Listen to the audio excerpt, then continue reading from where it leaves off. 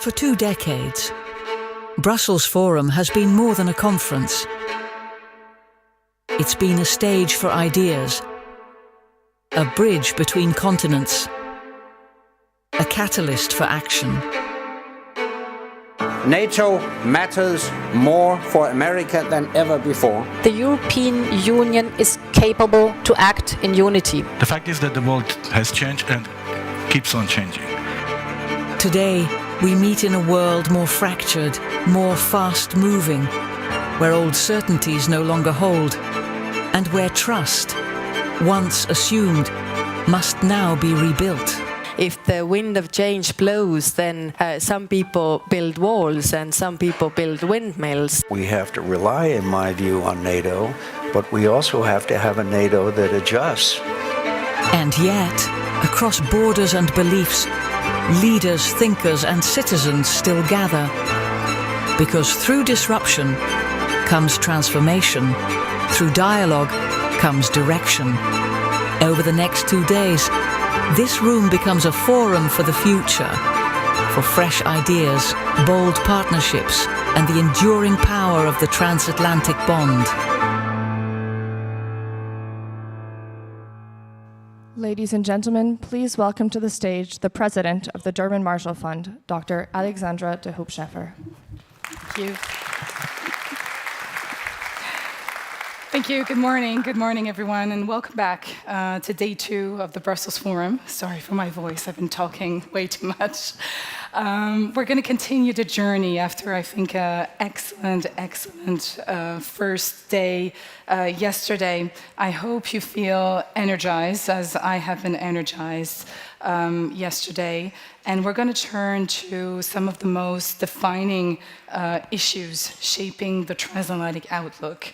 First, the race for technological leadership, the strategic implications of technological innovation and technological competition. Second, and we've already started that yesterday, the future of Euro-Atlantic security and our collective response to the war in Ukraine. And then third, the redefinition, the reinvention of democracy, right? How do we defend democratic values in a fastly changing domestic context, but also global context, in a context of hyperpolarization on both sides of the Atlantic, but also institutional distrust? So to open today's exploration on how emerging tech are reshaping the transatlantic partnership, I'm very pleased to introduce my colleague, Lindsay Gorman, who is the managing director for our technology program. Lindsay is a quantum physician by training. She leads a fantastic team on both sides of the Atlantic working at the intersection of AI, of quantum innovation, of democracy, affirming technologies, cyber. In a moment, she will guide us through a timely conversation on the strategic stakes of technological leadership for democracies. With that, Lindsay, the floor is yours, and let's make today another day of meaningful exchange and a forward-looking momentum. Lindsay, the floor is yours. Thank you.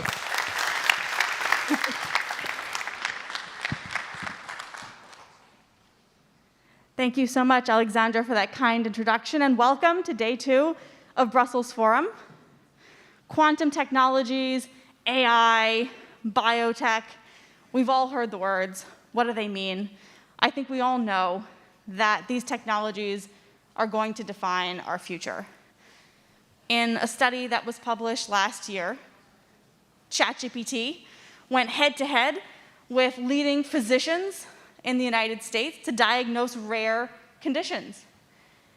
And the study found that there were 3 groups: the ChatGPT only group, the physician group, and the ChatGPT plus physician group. How many people think the first group won? That's ChatGPT only. A couple hands. How many think the second group won? The physicians. Not a lot of takers, not a lot of support for the physicians. And how many people think the third group won? The team. Almost all of you. And 5 years ago, I would have thought that too. But you'd be wrong. In fact, ChatGPT alone outperformed both of those 2 groups. The doctors were arrogant. They thought they got the inputs, the outputs from ChatGPT and said, nah, it can't be that. I'm not going to trust this technology. But this technology is changing every field. And it won't just be medicine, it will be agriculture, where farmers in India got 21% improvements with less fertilizer and less pesticides. It will be energy and advances in smart power. But these technologies are also going to redefine and shape the future of the transatlantic relationship. And I'd be remiss if I did not acknowledge that technology is probably at the heart of today's transatlantic tensions. But I would submit that there's something here in the transatlantic partnership that I think we're all gathered today to advance and support. And as Alexandra mentioned yesterday, the transatlantic relationship works best when we're honest with each other, when we confront our differences head on, and we need to do that with technology too. The stakes are too high. Technology is going to define the transatlantic relationship when it comes to transatlantic security. As Europe rearms and builds its defense industrial base, can it learn the lessons that Ukraine has pioneered so successfully in the case of the Russian invasion? Technology will shape the transatlantic relationship when it comes to transatlantic competitiveness.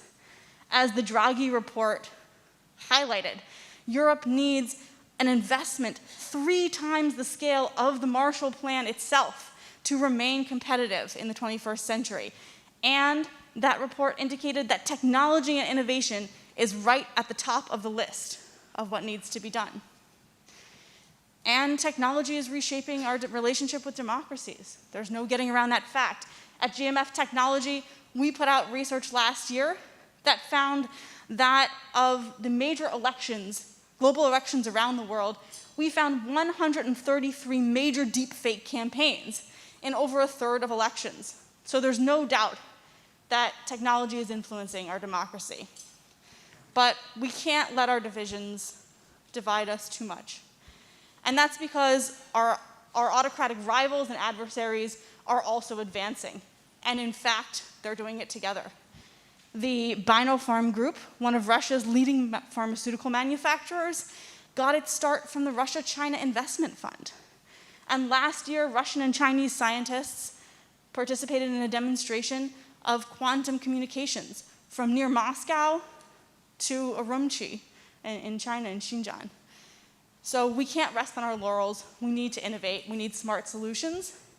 And that means thinking of how we can work together, how as friends across the Atlantic, can we make each other more competitive, better, more innovative, and more democratic in our own values and in our own technologies. And that's what we're about at GMF Technology.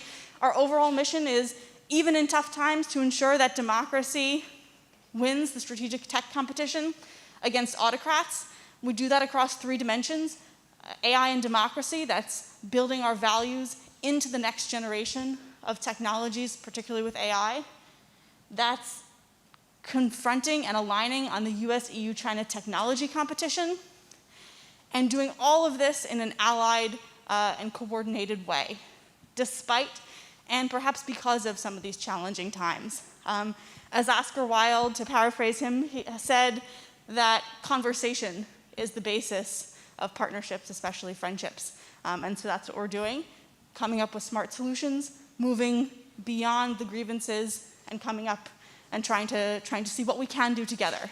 And so with that, it is my great pleasure to introduce our next session, 2 luminary and visionary innovators in their own right. We have first Heike Freund, who is the Chief Operating Officer of Marvel Fusion, a Munich-based clean energy fusion startup that is working with lasers to build the clean energy future of tomorrow. Please join me in welcoming Heike Freund.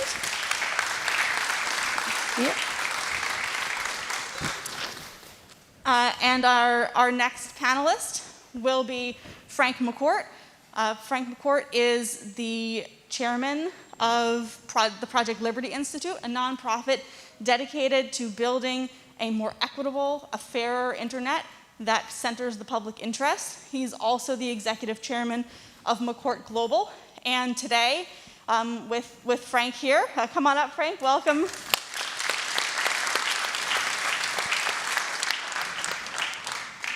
Yes, and today it is my great pleasure to actually announce that GMF Technology will be partnering with the Project Liberty Institute. Thank you, Frank, for the next iteration of a signature initiative from GMF Technology, our Transatlantic Tech Exchange.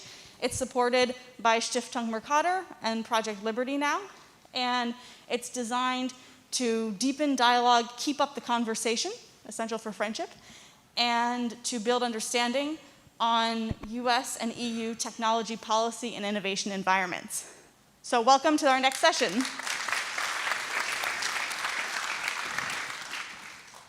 And this conversation is about the innovation race. Who will win the innovation wars? Are we in a war, in a race of innovation?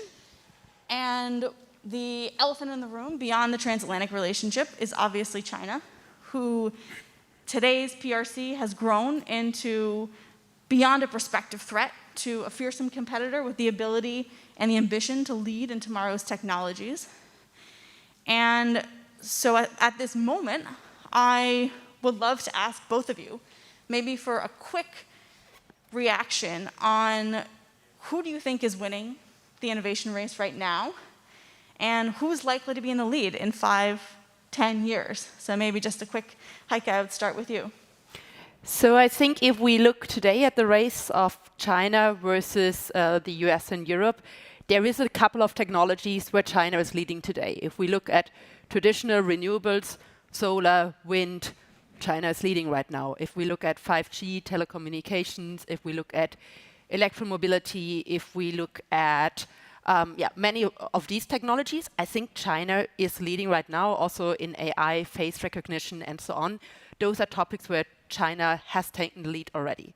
But I think Europe and the US still have a chance to take a lead in some of the upcoming other technologies. I think especially like clean tech hardware, where fusion is a part of that. I think Europe and the US have a chance to be the leader in that race. I think in biotechnology, I think in quantum computing. So there is a couple of technologies where I think if the US and Europe act smartly now, I think they have a chance to be a leader in those races. But we have to admit that also in these technologies, and I'm happy to talk more about that later, Also in fusion, China is doing massive investments right now. So if we don't act now, China is going to also take the lead in many of those upcoming technologies. Frank, what do you think? I think it's a photo finish. And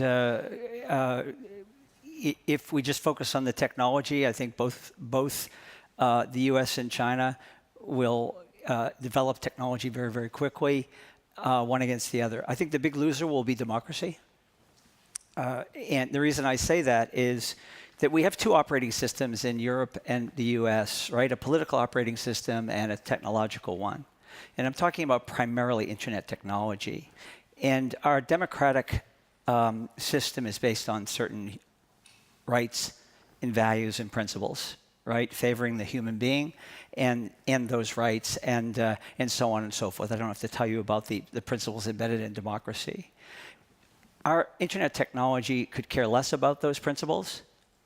It's autocratic, it's centralized, it's surveillance-based, not words that you would use to describe democracy. So I don't know why the US and Europe would think we're going to outdo China at being China. In China, the technology and the political ideology are harmonized. In the US and in Europe, we're in a major conflict because we have this incredibly powerful technology that's overwhelming our democracy. So I would argue that one or the other needs to give.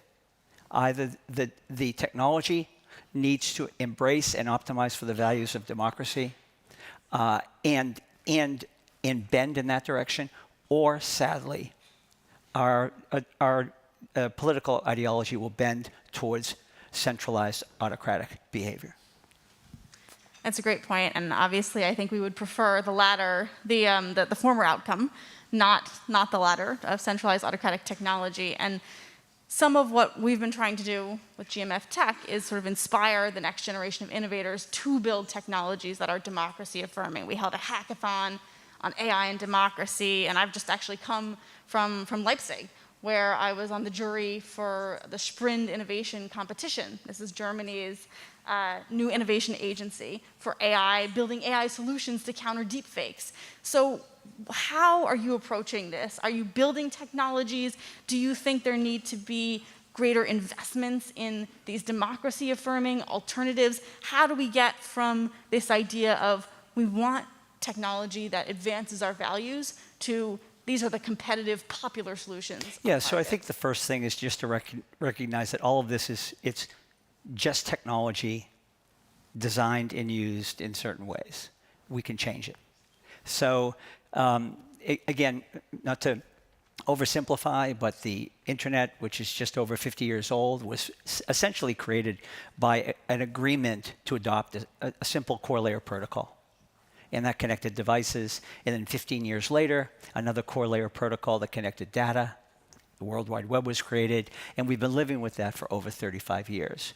Why not another protocol that connects us as individuals and gives us control, agency over our data and our identity and our relationships? We permission the use. We're not surveilled and having our data scraped. We actually permission the use. We set the terms and conditions of the use of our data, as opposed to clicking mindlessly on a few apps and giving up everything. So put human beings at the center of the tech stack, as opposed to us all being just commodities or products. So I think we have a really, really critical moment right now with the dawn now of the agentic internet, where we can redefine what we're optimizing for. When I think of, I'm a sports person, when I think of an agent, I think of an agent working for instance, an athlete to maximize results for that athlete. I don't think of the agent working for the league. It's not an agent. That's just an agent in name. It's a misappropriation of a term. We're now hearing about these AI agents that are going to make our life perfect, right? They work for the league. They work for big tech. We need agents that work for us, that have fiduciary obligations to us, so that we regain our sovereignty. And so think of data in this day and age as you. It's your personhood. It's everything about you. Shouldn't we each own ourselves? I mean, it seems fairly obvious. So let's create data sovereignty. Let's start with who is in control, who's in charge, and then build from there. So I think we're at an inflection point. And by the way, Europe has really led the way when it comes to policy goals and objectives. But sadly, Europe doesn't have the technology at the moment to be able to implement those goals. Until we harmonize the goals with the actual design of the technology, I think we're all going to be very frustrated. Yeah, Heike, maybe I'll turn to you. Do you agree with that? Does Europe not have the technology? I mean, you're a startup based in Munich, based in Europe. What are the challenges that you face? Do you think Europe can pull ahead in this values-oriented way? So I would say that when it comes to technology and talent, Europe has amazing talent. Europe also has amazing universities, so we have all the basis for actually developing technology. We now also have a better, I would say, ecosystem to found companies. There's lots more like accelerator programs and so on coming out of universities. So I would also say that's something that massively improved over the past 15 years. So we have the talent. We also have the industrial basis that you need to develop in the industry around it and the supply chain. And we now also have that ecosystem to actually start companies. Where Europe has a massive gap is when it comes to scale companies. We have a massive funding gap. So if I look at the total investments that have been placed in private fusion companies, that's more than 8 billion globally. Less than 4% was invested in EU-based companies. And that cannot be our fair share here. I would love to see 20%, 30% of global investment coming into Europe. And then you can say, okay, there is a couple of reasons for that. VC is not as developed in Europe yet as it is in the US. However, you could also argue US investors could also invest in the EU. However, I think another element that we have seen is that when it comes to regulatory frameworks and so on, for new technologies, EU tend to have been more hesitant to be innovation friendly, while the US was often more innovation friendly. To give you an example again from the fusion world, so for those of you who might not be aware of fusion, fusion is the opposite of fission. So it's a new source of energy generation, CO2 free, safe and reliable, no chain reaction risk, no long-lived radioactive waste, so exactly what we would need in the energy mix of the future. And both the US and the UK have already issued regulatory frameworks where they are saying we are not going to regulate fusion like fission because there's a different safety aspect to it. No chain reaction risk, no long-lived radioactive waste.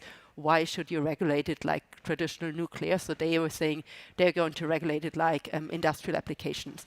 Now that's some regulatory certainty that we don't have in Europe yet. We are pushing for that, and we are also pushing for harmonized frameworks because I think this is a chance for Europe and the US to also work jointly on a joint regulatory framework and basically create one joint market where the same technological applications can be installed and so on. But I think that's another reason why we see less investments in new technologies in Europe compared to other regions. So that was a long answer to your short question, but I think we have the talent. I think we have the industrial basis. I think we also now have a better ecosystem to found companies.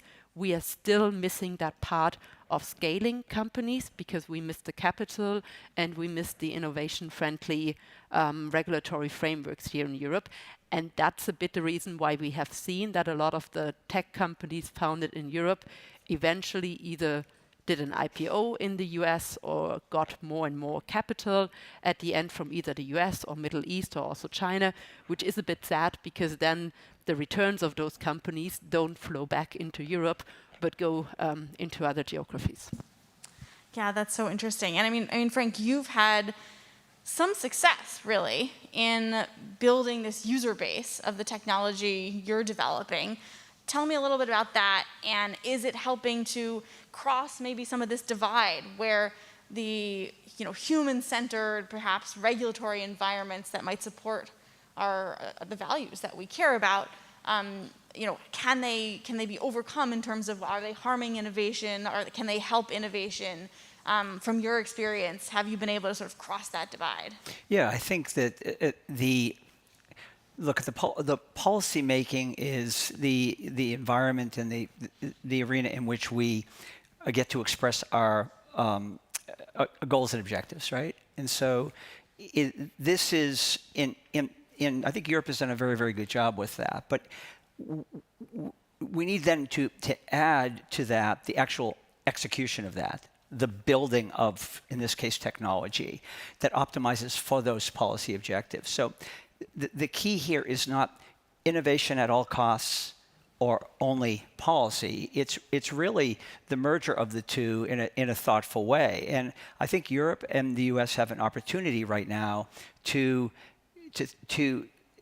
think about the future and how we use technology to achieve the policy objectives and to make our democracies stronger, not rip them apart.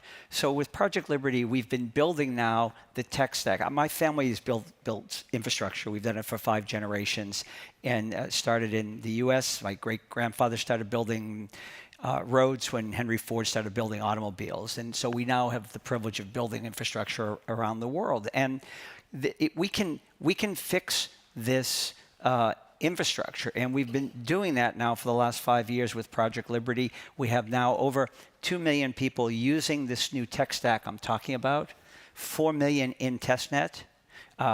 We have a pipeline of users interested in coming over to this platform that have collectively over 1.5 billion users.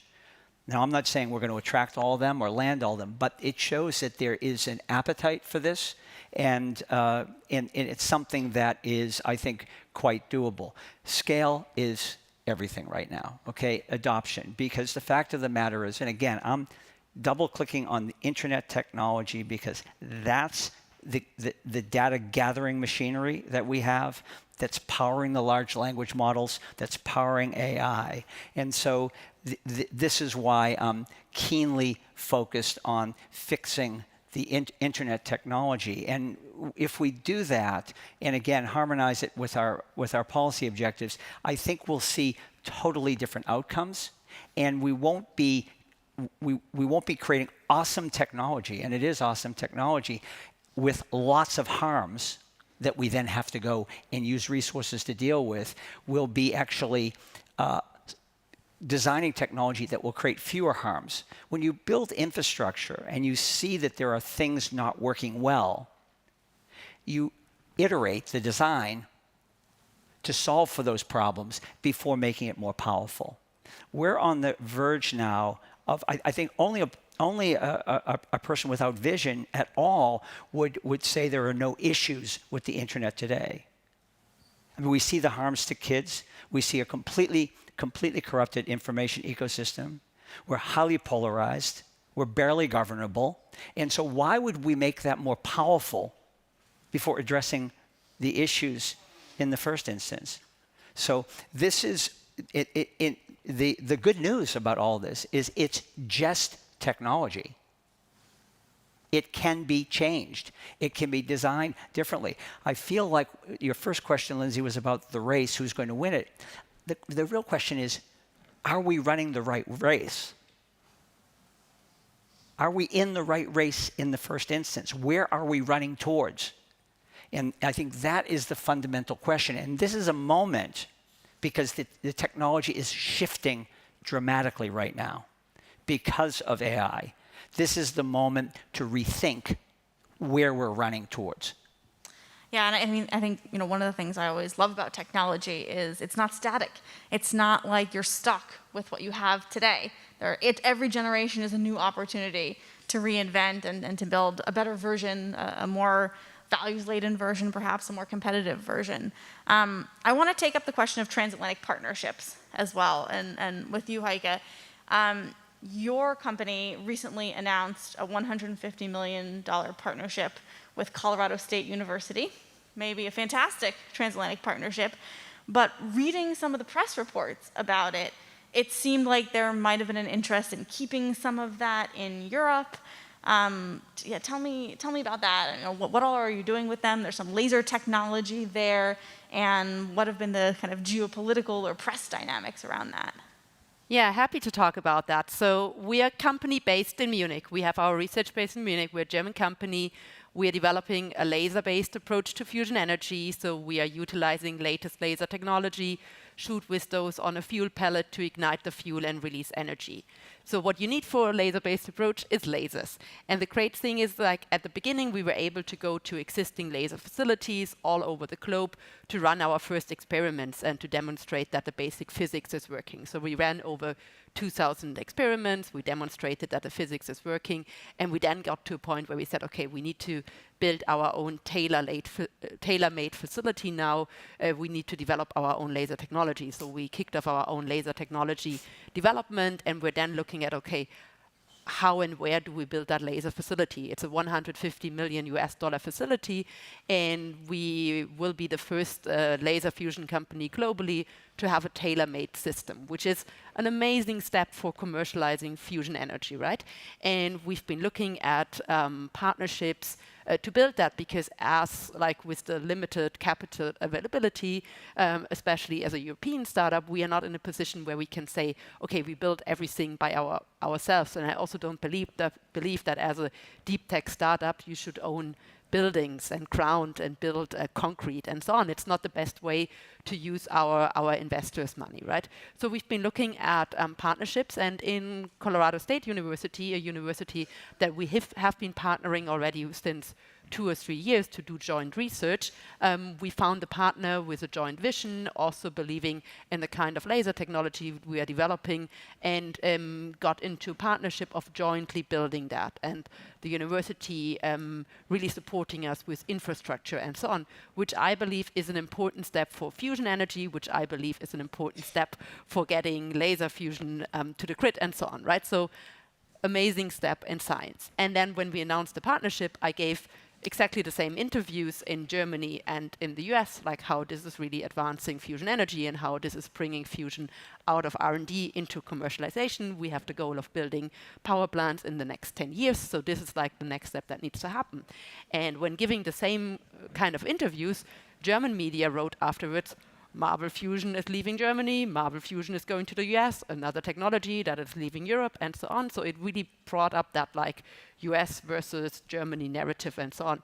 Giving the same interview in the US, it was rather like amazing step for fusion energy, like infrastructure needs to be built out now and so on. So rather focusing on the progress. Now you can argue, obviously, okay, the US also got something because they got the facility. Europe kind of lost something, but I don't want to have that narrative. I think we need a lot more collaboration across the pond between Europe and the US, especially in academia. It's not about building kind of the first of a kind power plant. It's about building a joint research facility. Why can't we all say, hey, this is an amazing step? And I think especially in these times that we are living in today, we should have a lot more of these scientific collaborations.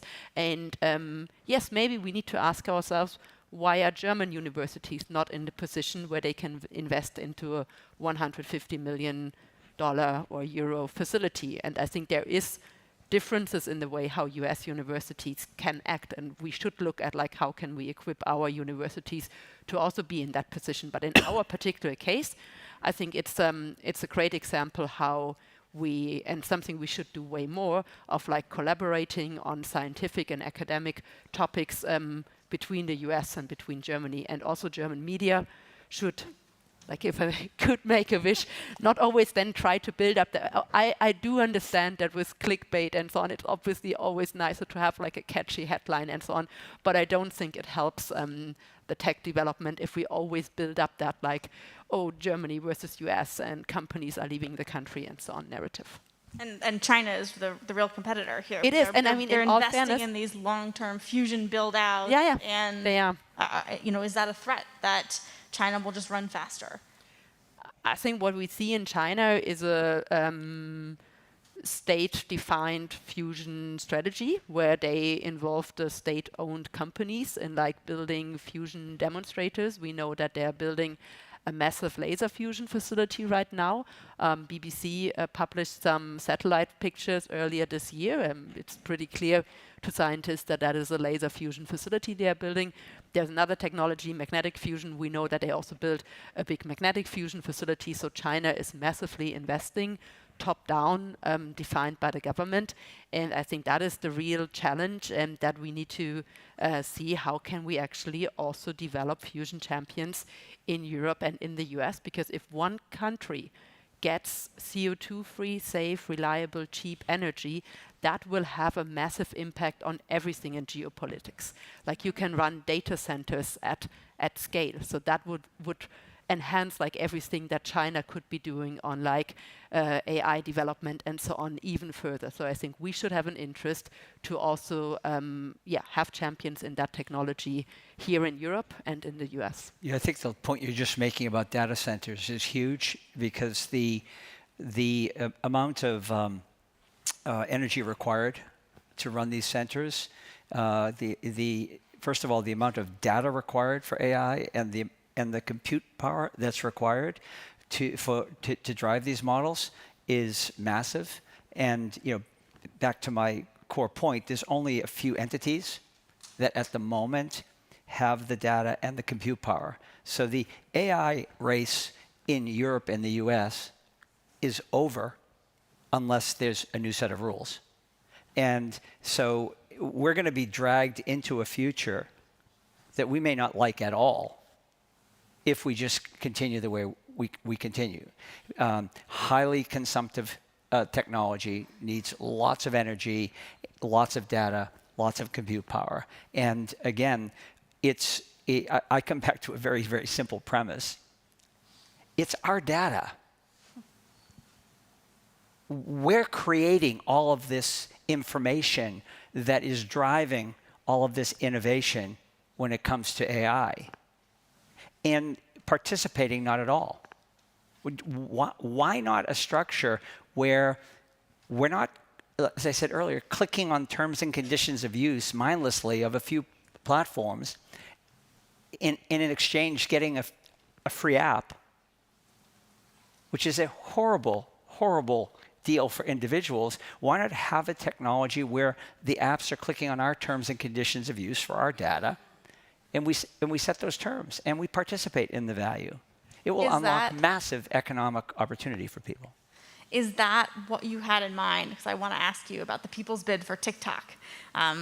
The Project Liberty and the consortium of investors and folks that you've gathered have put forward a people's bid for TikTok. And at GMF, we've written extensively about some of the national security risks. And I just think this is such a great idea of trying to turn something that's a clear problem, a policy problem, into this democratic platform. So if you could say in just a minute or two, what it is that motivated that bid. Yeah, well, first of all, let's understand and level set, why did Congress pass in a bipartisan way, the US Congress pass in a bipartisan way, the legislation to ban TikTok or force its divestment?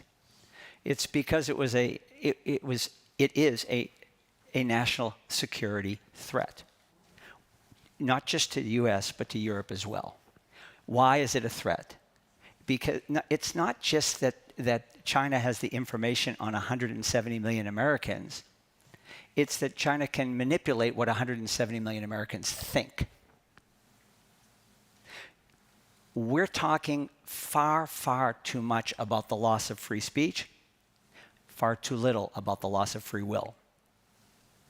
And so if TikTok is a national security threat because a foreign adversary can influence how American citizens think, well, it's the same technology of all the platforms. Yes, the data is going to Beijing, not Silicon Valley. I get that difference. But it's the same manipulative technology because it was never designed, the internet was never designed to do what it's doing.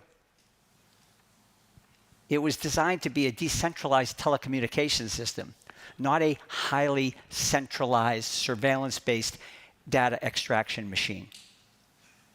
We need to fix it, and then we can move on. The TikTok bid is simply an opportunity to take this idea of an alternative technology, alternative improved internet, and get to it more quickly, compress time. We'll have 10 million people using this alternative internet by the end of the year. What if we had 180 million people using it by the end of the year? Now you have an alternative. Think of this as no different than large-scale physical human migration. What's required? One, you have to be fed up with where you live, or you can't live there anymore because it's not sustainable. And second, you need a place to go. Until there's an alternative to the internet we have, none of us are leaving it because we're all connected to it and rely on it. It's not a nice-to-have thing anymore. It's a must-have. Everything is connected. And so, unfortunately, everything is connected and extracting our data and using it in ways that far beyond what we've permissioned and far beyond what was intended. For gosh sake, we had more regulation around radio and television when it came out and all other technologies than we do on something that's connected billions of people. It was never designed to do what it's doing. And again, I can't understand why we would allow it to become more powerful until we fix what's wrong with the current technology. And getting back to the core of this conference about a democracy and the relationship with technology, if you have two different systems operating with two entirely different sets of principles, or better yet, one has a set of values and principles and the one is completely agnostic, it could care less about the principles and values of democracy. Why would we think that this is all going to end in a good place? Fascinating. I think we have time for maybe one question from the audience. Yes, the woman right here. I have some microphones. Hi, Frank. Kimberly Marteau Emerson, Human Rights Watch. Thank you for this very interesting topic, and obviously it's something that we think about at my organization a lot. And my question to you is, I'm really sparked by your solution, your idea, but how do we put the genie back in the bottle since it contravenes the entire business model of big tech and the internet? If there was a way to take our data blockchain and basically offer that up when we're on the regular internet to say, you can't have my data. I always go in and spend the time refusing and denying, but most people don't. And so, yeah, how do we put the genie back in the bottle? How do we move away? And I'll be part of Project Liberty. Thanks. Yeah. Thanks, Kimberly. Yeah. First of all, let's think of our data as a human right. It's our personhood. It's who we are. And so we need to start thinking about it in the context of your work. You build a new bottle. Let's not waste our time putting the genie back in the bottle. Let's build the new structure. It's not like we're throwing the internet away. We're simply putting individuals at the center in control. It's just shifting who's in control. Right now, the platforms are in control, and we just all deal with it, right? And it all snuck up on us, and now we're dealing with it.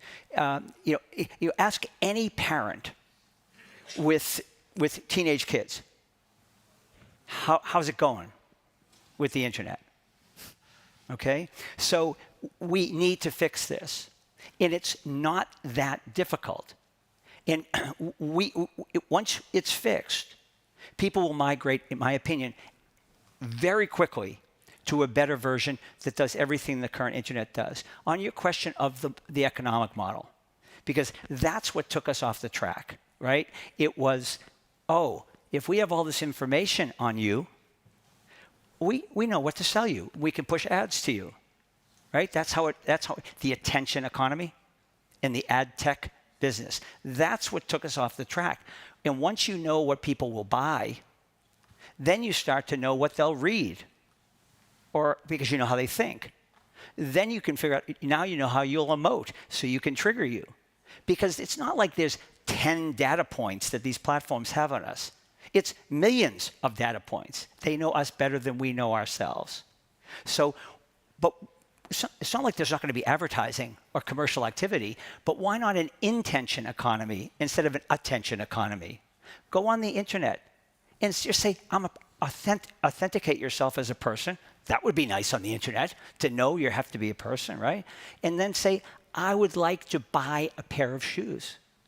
Here's what I'm willing to pay. Here's my foot size. And then you get your options. And then when you decide to transact, that's when you reveal who you are and you transact. I love that idea of the sort of much more valuable to advertisers to know you're a real person that really wants to transact than inference. Of building a new bottle. I think that's really brilliant, and I think that's what you're trying to do too with clean energy, building the next generation of technologies. Well, we are over time, but please join me in thanking our two speakers and welcoming back to the stage. Welcome back to the stage GMF's president, Alexandra de Hoop-Scheffer. Thank you both. Okay. Thank you.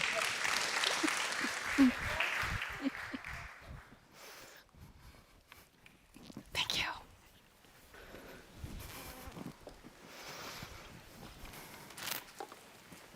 Sorry.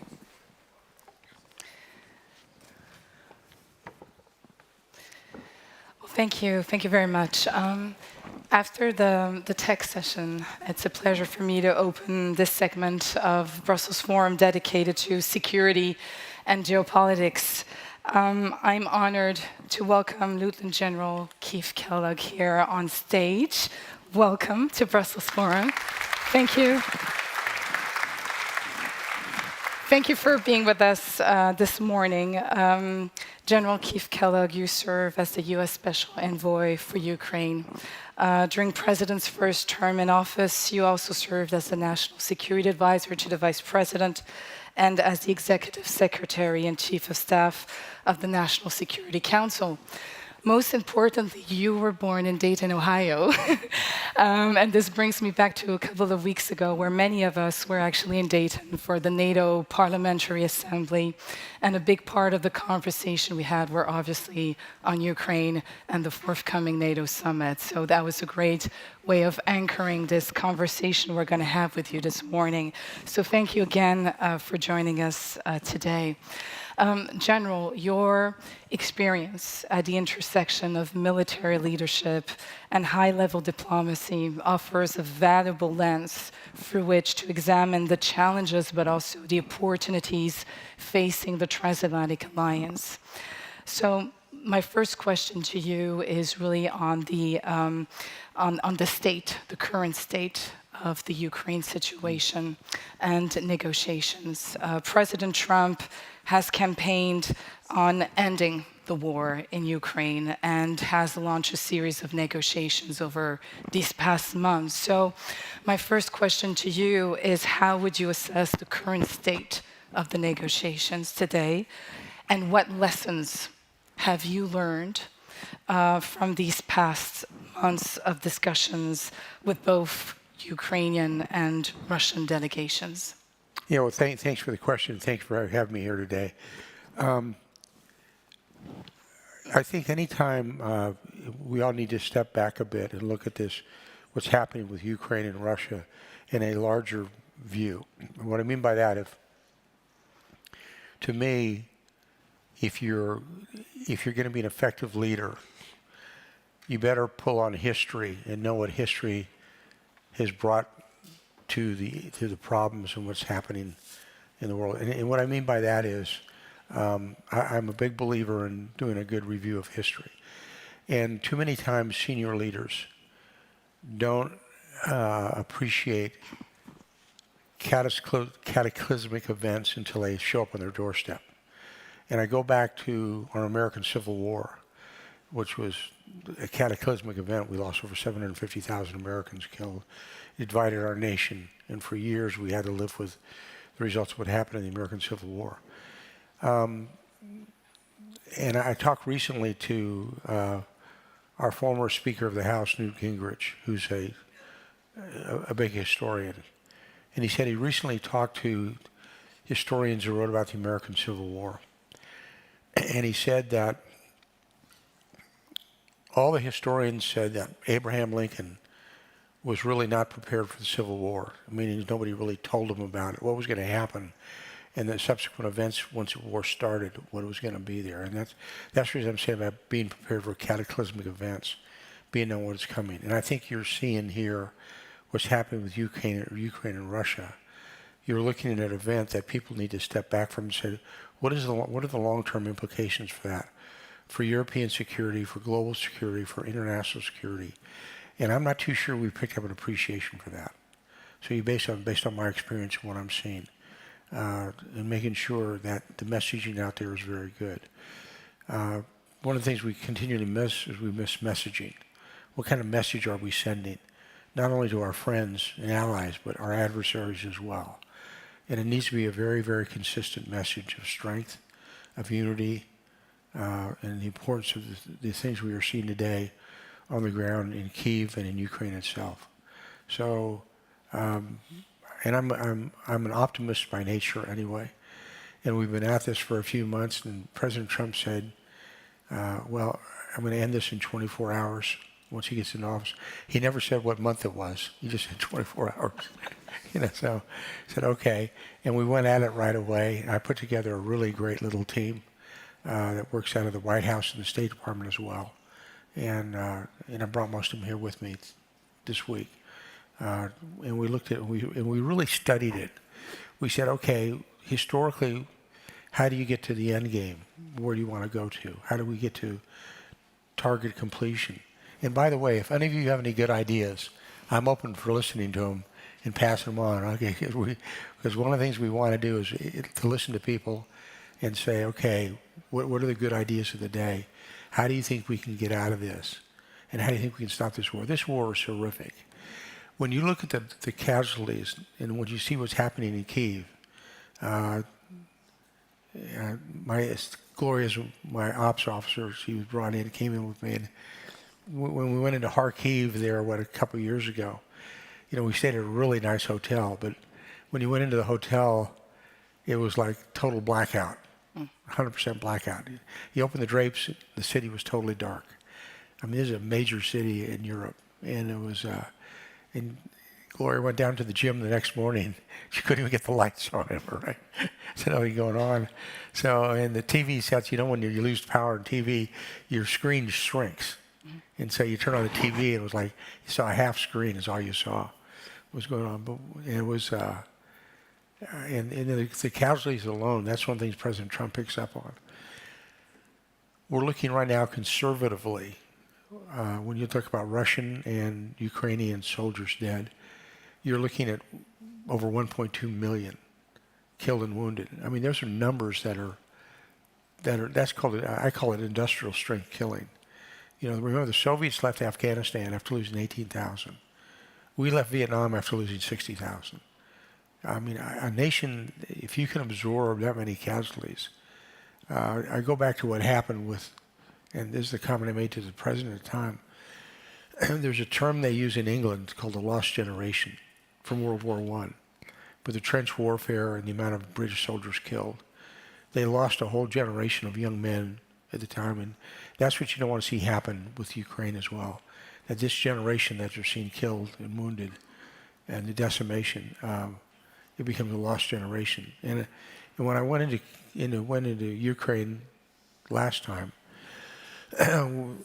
we make sure we go visit the hospitals too, and go talk to the young men now and women as well that have been fighting and we've lost, and it's always good to get their perspective. And one thing I found is, as a military officer, many of you who are in this room have been in the military, you can never forget about a fighting spirit, what it means when you're a soldier, men or women fighting for your country. And I think, we in the United States, and I had a chance to talk to the president, and I said, sir, we haven't had an American president since Abraham Lincoln that's had to do what President Zelensky's done. President Zelensky is fighting a war of national survival on his own soil, and that's what Abraham Lincoln did. And fight on your own soil for national survival and national sovereignty. And you have to, when you see that, you have to appreciate the issues that they're facing right now on the ground. And I think sometimes we don't see that. We don't put ourselves in their shoes and seeing what we're seeing and how to work our way out of it. And we've tried really hard to do that. We've come up with, in the last few months, we've been to Jeddah, Riyadh, Paris, London, Istanbul again, to do technical meetings. And we came up to what we call term sheets. Term sheets are, this is what the outline, this is what it looks like. We think this is your end state. And we took the Ukrainian term sheet, then we got what's called the Russian term sheet, they call it a memorandum, and we put them together. And we said, okay, how can you meld these two documents together to get to an end state? And we are pretty comfortable right now. We know what that looks like. We know what an end state could look like, should look like, and if we can just get to that point, we think it's winnable. Winnable meaning you can get to a peace agreement, and that's where you really want to get to. Could you, sorry, could you share a little bit more on this end state that you've been mentioning? How does it look like? Yeah. Well, when we talk about it, the term sheet, we talk about I call it a comprehensive ceasefire. Comprehensive means air, land, sea, infrastructure. And as their Minister of Defense, Umarov, said when I talked to him about it, he said, General, you've asked me the same question numerous times, and I've given you the same answer numerous times. No shooting means no shooting. I said, okay, I get that, okay. So when Umarov said that to me, he said, okay, I understand what a ceasefire means. And that's what we want to get to is comprehensive ceasefire. We call it ceasefire in place. Ceasefire in place meaning the ground you are physically on, that is the ground that is yours now. You occupy that. And that's okay. Does this mean de jure or de facto? By law or just by the simple fact that you're physically on the ground and as your soldiers are there holding that ground? And then we want to get to that. We want to get to the return of the children, the prisoners that are out there, that made a sustainable ceasefire long term, sustainable not only for the Ukrainians but for Europe as well. And then try to get the Russians back into what I would call the League of Proper Nations. So everybody's kind of working together. That we're all, there's a level of, you kind of balance it out, meaning you can all live with the results of this for the long term. That's where you want to get something that's sustainable long term. You don't want to do this. We don't want to see a war start again in 3 or 4 or 5 years. You just don't want to go there. Thank you for that. So we're sitting here in Brussels, and obviously we've seen Europeans stepping up in many, many ways. They're not directly at the negotiating table, but they have been scaling up their support for Ukraine. As you know, France and the UK leading the so-called coalition of the willing. To what extent is the United States today ready to, first of all, how do you perceive the role of Europe and what it's been doing over these past months to support Ukraine and step up? And secondly, how do you see US role in supporting this coalition of the willing, and how could it translate concretely? Yeah, I think what's important is unity of the alliance. Everybody staying together, working together. That's absolutely critical. I think what you don't want to do is, the term I would use as an American term, you don't want any stray voltage. You want to make sure that everybody's in lockstep going forward. And I think that's critical. And you're seeing, and we primarily work with what we call the E3, the Brits, the French, and the Germans as well. And the fact is, we recently had Prime Minister Starmer come to the United States. We've had President Macron come to the United States. And I think that's important, where the alliance stays really together. And I think that sends a very clear message to everybody. And I think it's important. It's important not only for European, the alliance itself, but I think it sends a clear message to President Putin that the alliance is not breakable. It's an unbreakable alliance. We're going to be around, a week from Tuesday. We're not going to go anywhere. And I think that's a critical message that needs to be sent. And it's just not to Russia, but to the entire globe as well. That it's an alliance that's been together for a long time, and it's going to stay together as well. So we're just a couple of days away from the NATO summit in The Hague, and Ukraine obviously is going to be an important piece of that. You just said it's important to show unity. It's important to show strength, especially during this meeting, for the reasons you just outlined. From a Trump administration perspective and from your perspective, what would constitute a successful summit? What do you want to achieve? And then as we look forward beyond the summit, how do you see the future of US involvement in European security affairs? It's a great question. I think what you want to see is one of the criticisms the United States had with the alliance, and you probably all picked up on that, was when we talked about the defense contributions. Raising that to 5% of GDP that's going to be very, very important. You go back to the Wales Declaration, when everybody agreed and all the world leaders signed it was going to be 2.5% of GDP, of which 20% of that was on modernization. And everybody kind of agreed to that. When we first came in 8 years ago, the first Trump administration, there was only like 3 nations that were reaching that GDP level. And I think that's be important to making sure that everybody it sends a very clear message that we're going to maintain military strength. And frankly, I mean, everybody in this room, I know that if I said, let me by a show of hands, how many of you can recite to me Article 5 of the NATO treaty? How much everybody in this room could raise your hand? I'll lay you money. But how many of you can raise your hand and say, I know what Article 3 says?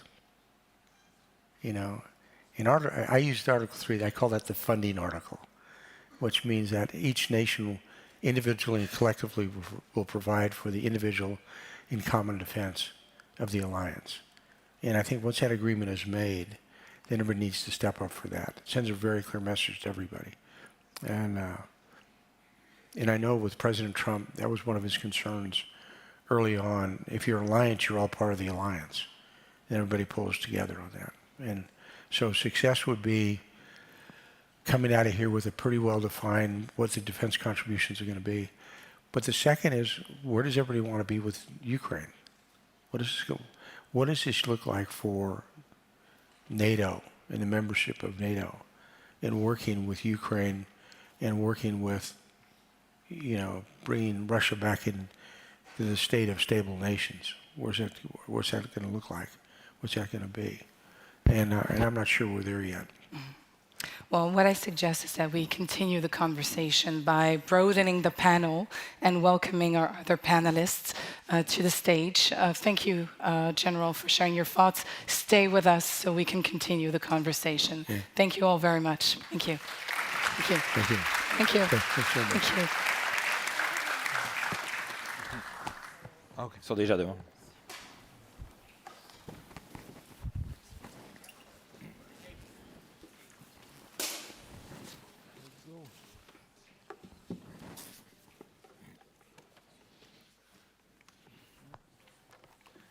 That's a quick change.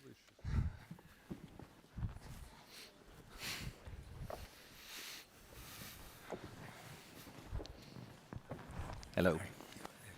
Welcome everyone to, the continuation of the discussion focusing on Euro-Atlantic security and Ukraine. I'm Dan Michaels, I'm the Brussels Bureau Chief of the Wall Street Journal, and we're going to be talking about something that our team thinks about every day and has for several years now. I want to jump in.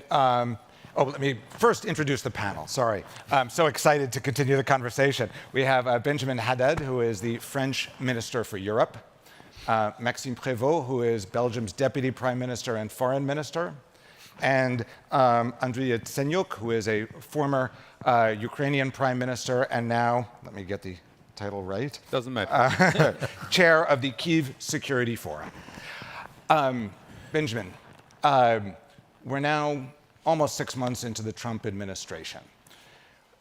Europe is trying to find a place for itself, a firm place vis-a-vis Ukraine. What does Europe want from the US in these terms, and what can you expect? Well, first, it's great to be here, and thanks for inviting me. I was listening to General Kellogg just right now, and I was really struck by your words, and I completely share what you said. You talked about the need for unity in the alliance, consistency of our message, the strength that we show to both our friends and allies and to our adversaries. And I think this is something on which you see clear unity of purpose, action, and messaging from the United States, the Trump administration, and Europeans. We share the end game. We want peace in Europe. We want peace in Ukraine. We want a just and lasting peace, not just a break or a ceasefire that Russia can use to regroup, rearm, and reattack.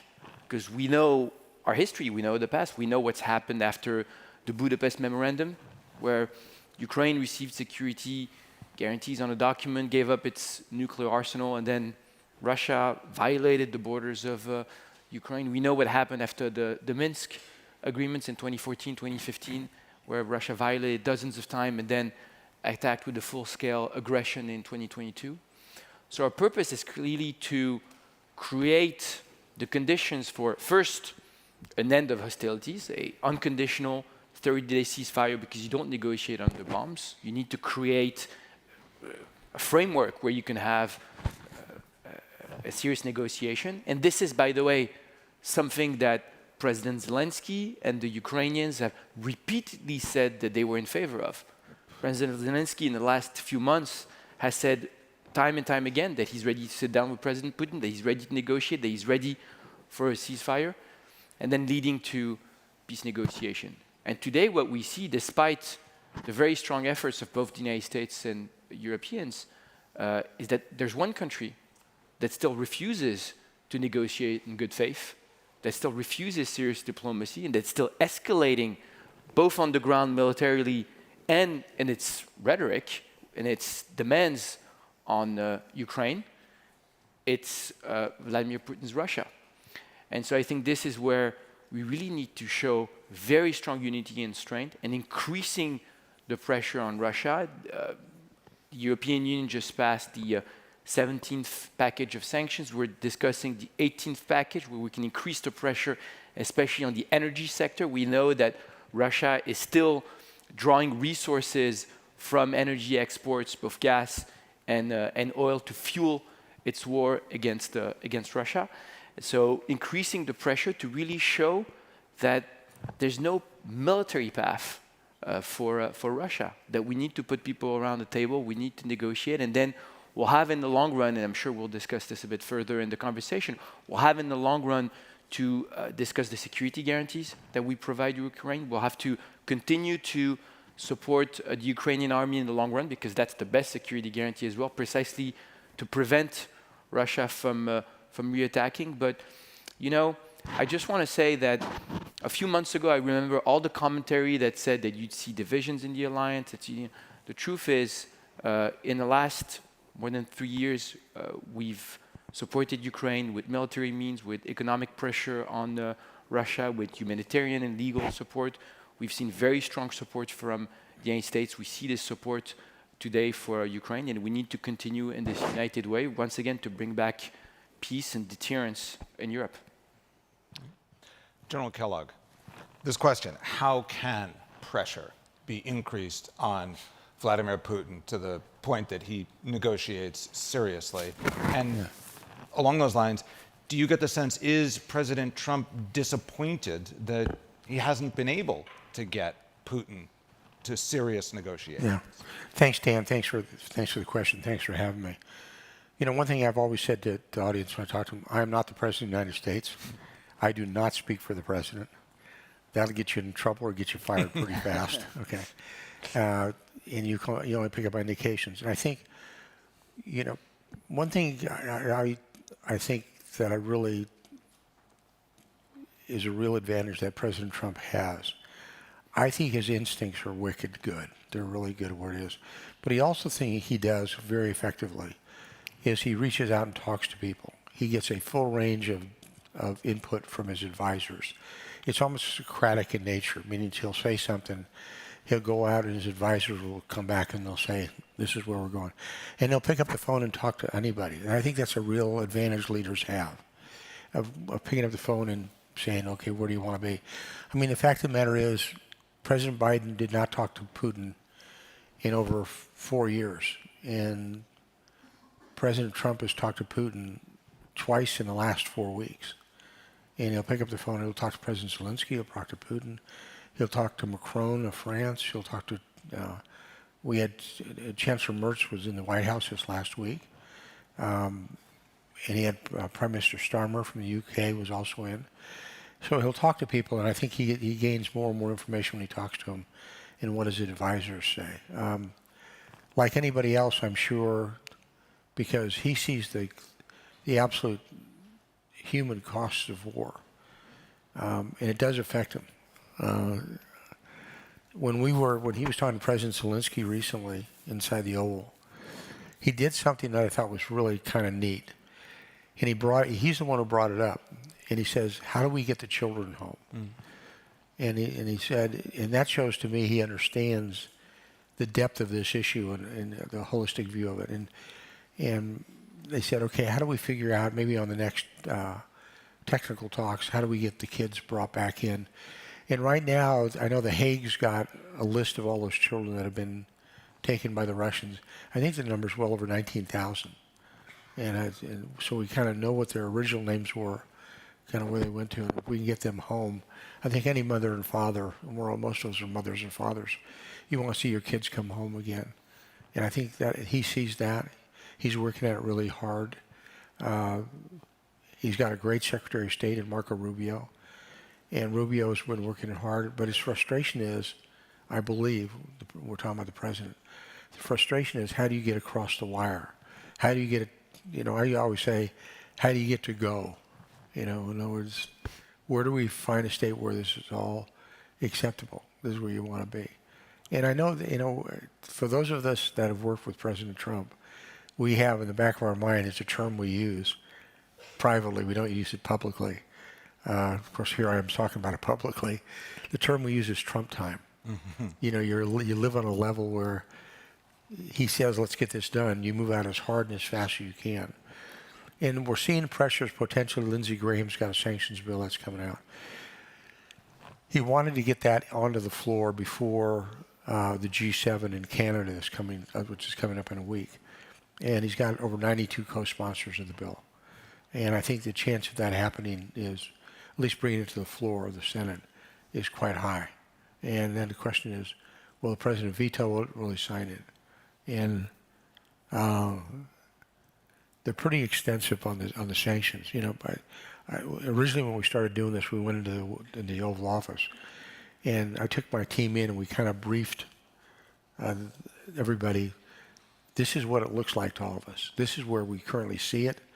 This is where we want to take it to. How do you do it? And the Secretary of the Treasury, Scott Bessent, made the comment, when it comes to sanctions, if you looked at the sanctions we currently have, and 1 being basically toothless, 10 being hard, we're probably at a 6 on sanctions, but we're only a 3 on enforcement. And you've got to enforce the sanctions you put out there, because if you don't enforce them, they're worthless. And I think where you want to get is, how do you enforce the sanctions? And that's going to be the big one. So the question is, what does it look like to enforce them, especially with things like what we call the shadow fleet? The fleet that's moving a lot of the illicit oil through the Baltic Sea to India or to China. And at least 70% of that is going out through the Baltics. Yeah. And I know Estonia recently intercepted one of the ships that was moving that, which maybe you're going to have to do that. We did that in the first Trump administration with North Korea. And when they were moving coal from North Korea to China, we used Coast Guard cutters to interdict that traffic. So it's one of those things, okay, well, how do you, in a law enforcement role, what do you use your cutters for? Can you do that in a law enforcement role? And I think it's proven historically we can do that if we want to do it, but you got to have the presidential desire and the willingness to do it. Maxime Prévost. And I have to jump in. This is a very important discussion, but Mr. Prévost has a royal audience a little bit later, so we may have to excuse him while the conversation is going on. So if he gets up and leaves, that's why. We just heard about U.S. ability to project power, and General Kellogg earlier talked about the upcoming Hague summit for NATO. Spending being a big target. 5%, up from 2%. Belgium isn't even at 2% yet and has been among the countries furthest behind on this. Will Belgium step up? Will it commit to spending 5%? And do you think, not that you speak for other countries, but NATO's Secretary General Rutte is in Italy today. You know, Italy's another country. There's a group of countries that have been quite far behind. Can those European countries step up and meet their commitments that what Trump administration is asking for? Well, to be honest, I have to say that, and you mentioned already it, that Belgium has been for a long time a bad pupil in the class. But the new government, which is in place for 5 months, since beginning of February, has decided this year to achieve the initial goal of the 2%. We were last year in 1.3%.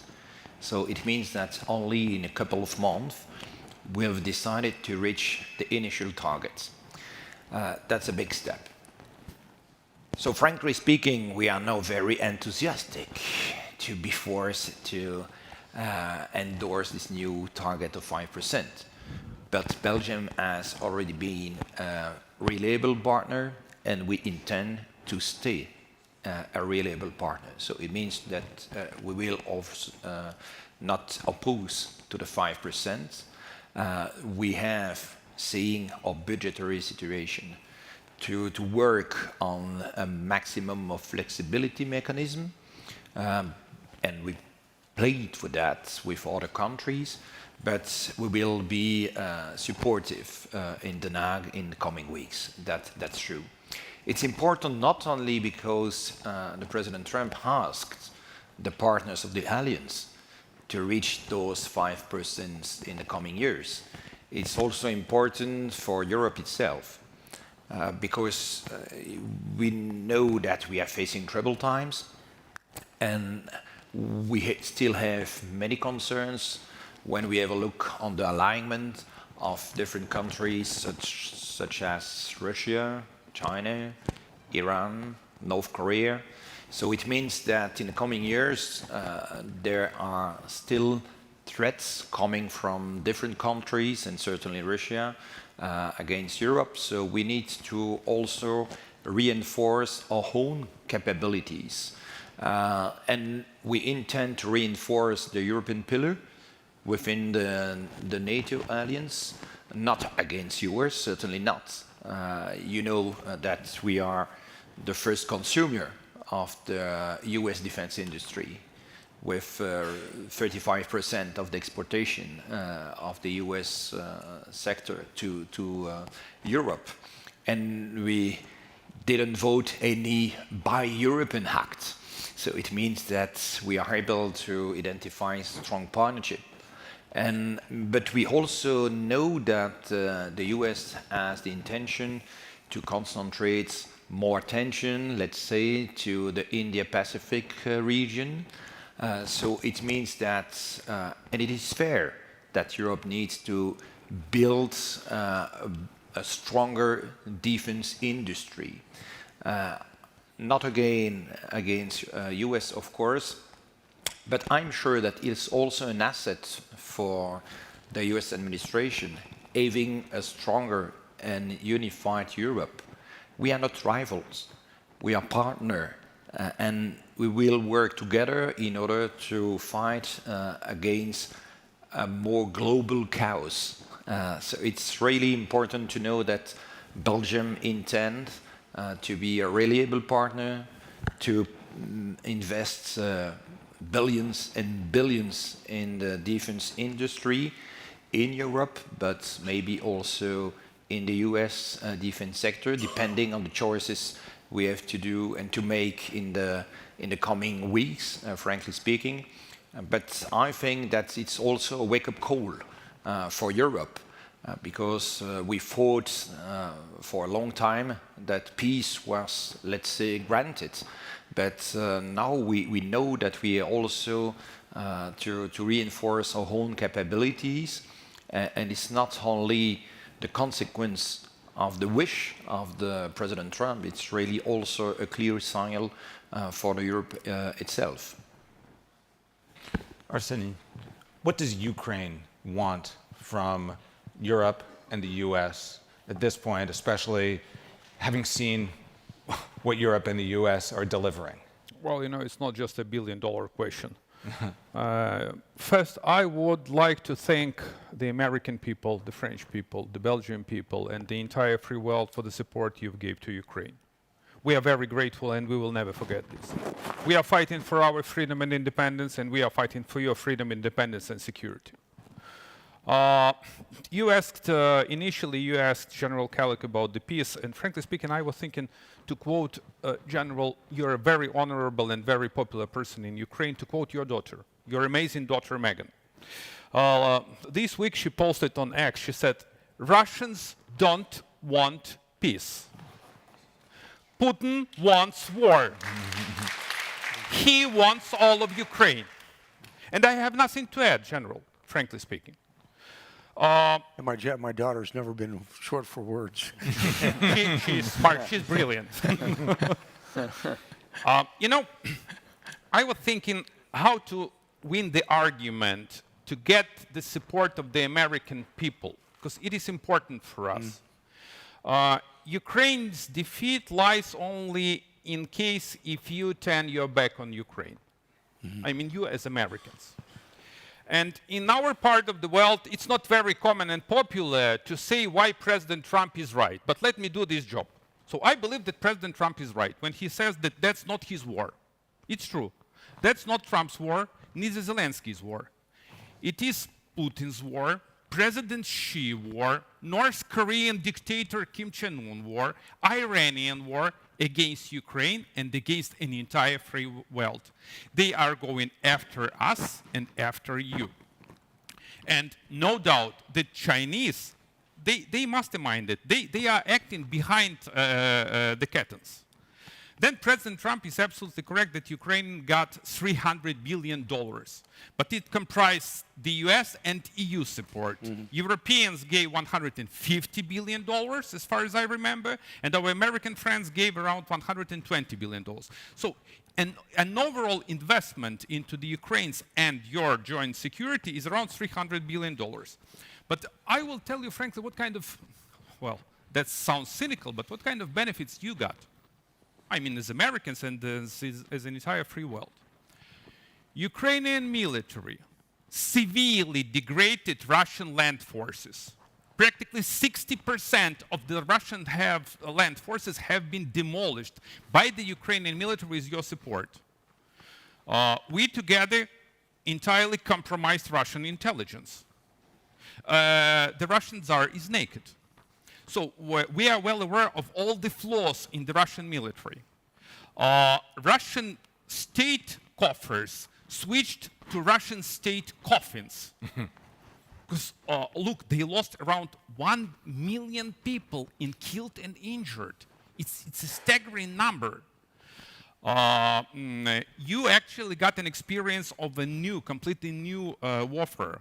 And the price tag for Ukraine is insurmountable. We are paying with the blood and flesh. But this price actually gives everyone to feel more secure. You actually upgraded your military production, and you realize that it is a wake-up call, and it's important to do as quick as possible in order to rearm. You revamped your stockpiles helping Ukraine. You actually made an inventory of what's up in the US. So my gut feeling is that this is the best ever US and European investment in the history of mankind in your own security. Once again, we are grateful, but this is a two-way street. President Trump is absolutely correct that Iran would never get a nuclear weapon. And that's what Ukraine, as a perfect example, did in 1994. We possessed the third biggest nuclear arsenal in the world. We relinquished this arsenal, and we got a number of, well, there is a debate over the legal definitions, whether this is a guarantees or that's assurance. So let me skip this debate. We got promises that Ukraine is to be secure, and these promises have had been co-sponsored by our American friends, United Kingdom, and you know that even Chinese did it, even Chinese.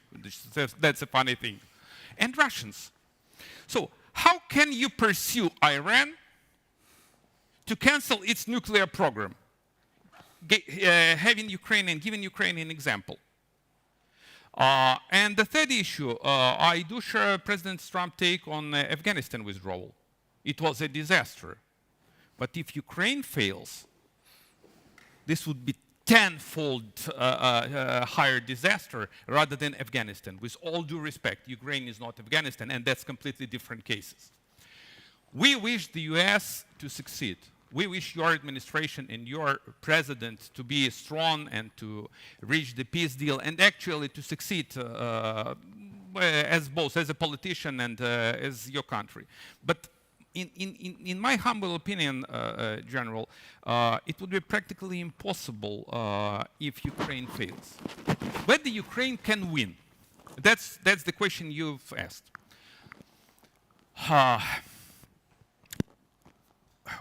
I don't have a silver bullet, but it seems to me that we already have this silver bullet in our gun. Strong unity. Because the stronger the EU, the stronger the US, and vice versa, and we as Ukraine. Strong sanctions to arm Ukraine, to press on China, to beat the hell out of Putin, and to make Ukraine a NATO and EU member. That's what we need from the EU and the US. That's it, sir. Okay. I'm going to scramble the order and come back to Maxime.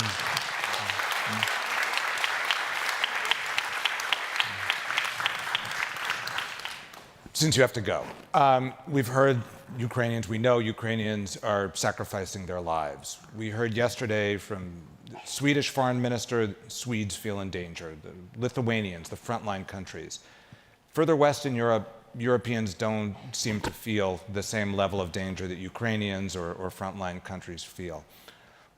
What's the feeling in Belgium? What is it going to take for more insulated European countries to see a danger from the world beyond?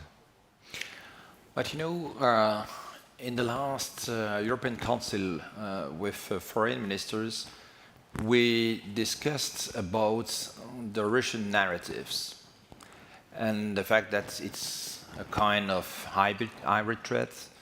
But I mentioned to my colleagues, and especially to the Eastern ones, that we need to pay attention in countries in the west of Europe, which are a little bit far from the conflict zone, to build also a strong narrative for the investment for defense sector. Because, you know, in many of our countries, we are facing budgetary situation which is quite difficult with a high level rate of debt and also important deficit. Explaining to the people that it's now time for important reforms related to social security, to the pension, and so on. It's quite difficult for some of the people to understand why we need to make big economies for social security, pension, and so on, and at the same time having billions and billions investment for the defense sector. And we also need to avoid to create a break in the social cohesion. If we divide our public opinion, it will also be a win for Putin's regime. So it's already something we need to pay attention to in order to explain why those investment is really important.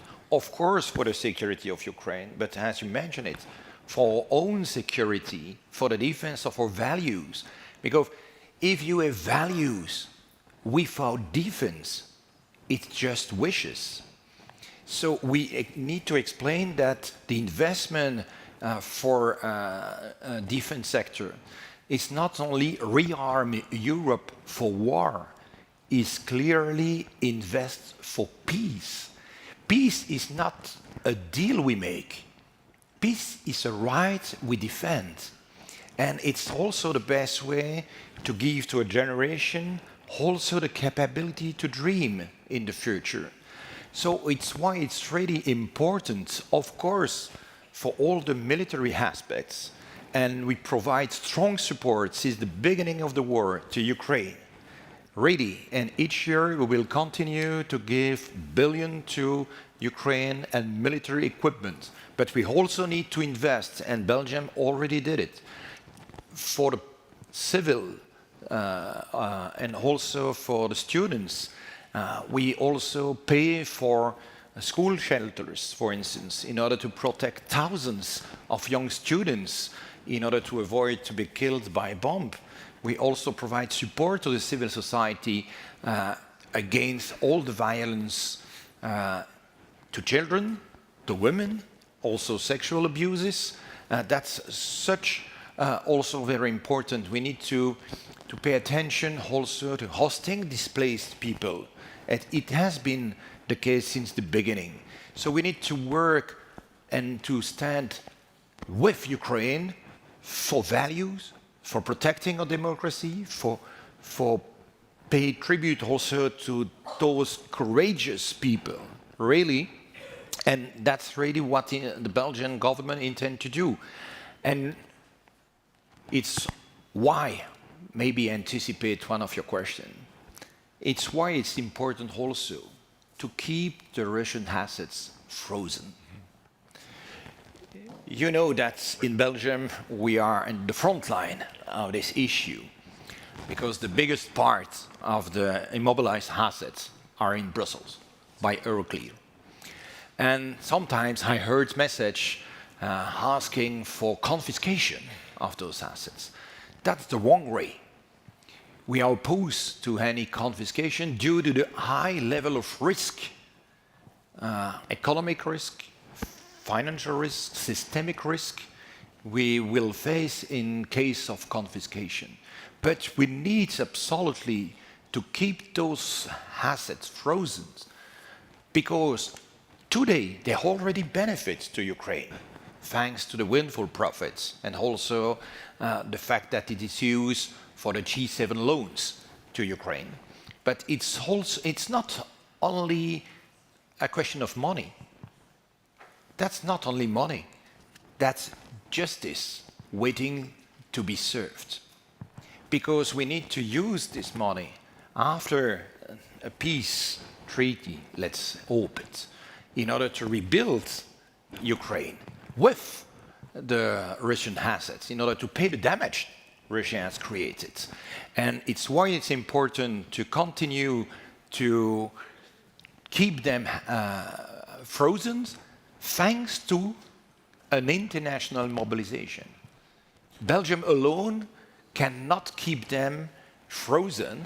It's why the European level of sanction is so important, or an international one. But we absolutely need to continue to use this money in order to give some benefits to the war for Ukraine, of course.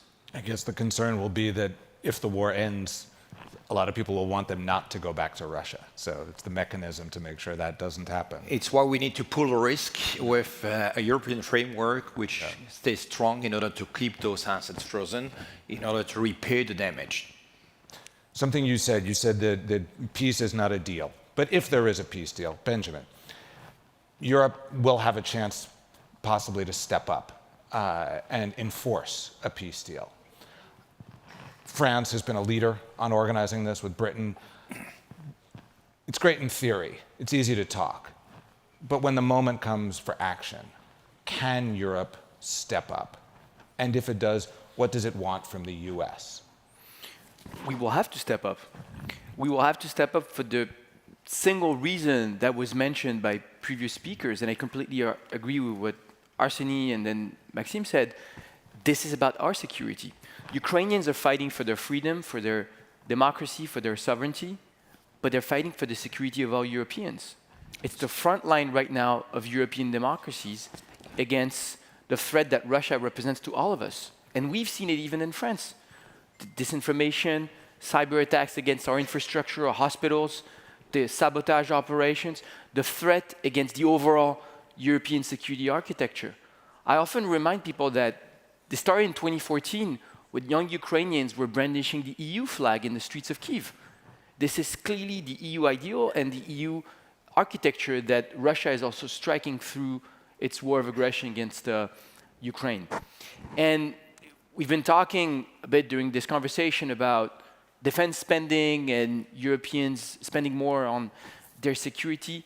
And the truth is, we need to do it, and we're doing it. Over the 2 terms of the Macron presidency, for example, we'll have doubled our national defense spending, and we need to continue to do it. It's a generational effort of rearmament from Europeans, both domestically, but also spending more and coordinating more on how we bolster our defense industry at the European level. We've had some major decisions that were made by the European Commission in the last few weeks to go in that direction, and I hope that we go further. Not because US administrations, Republicans or Democrats, are asking us to do it, and I actually think it's a legitimate thing for Americans to ask, but because, once again, it's for ourselves. It's for our security. Since the Second World War, we've outsourced our security to the United States, but we see now a conflictual environment around us. We see threats. We see maybe the United States also having other areas of focus. And so we clearly need collectively to bolster the European pillar of the alliance and work with our allies to defend our values and security. And to answer directly your question, of course, one of the first tests of this will be the long-term peace in Ukraine. As I mentioned earlier, first, this means bolstering the Ukrainian army.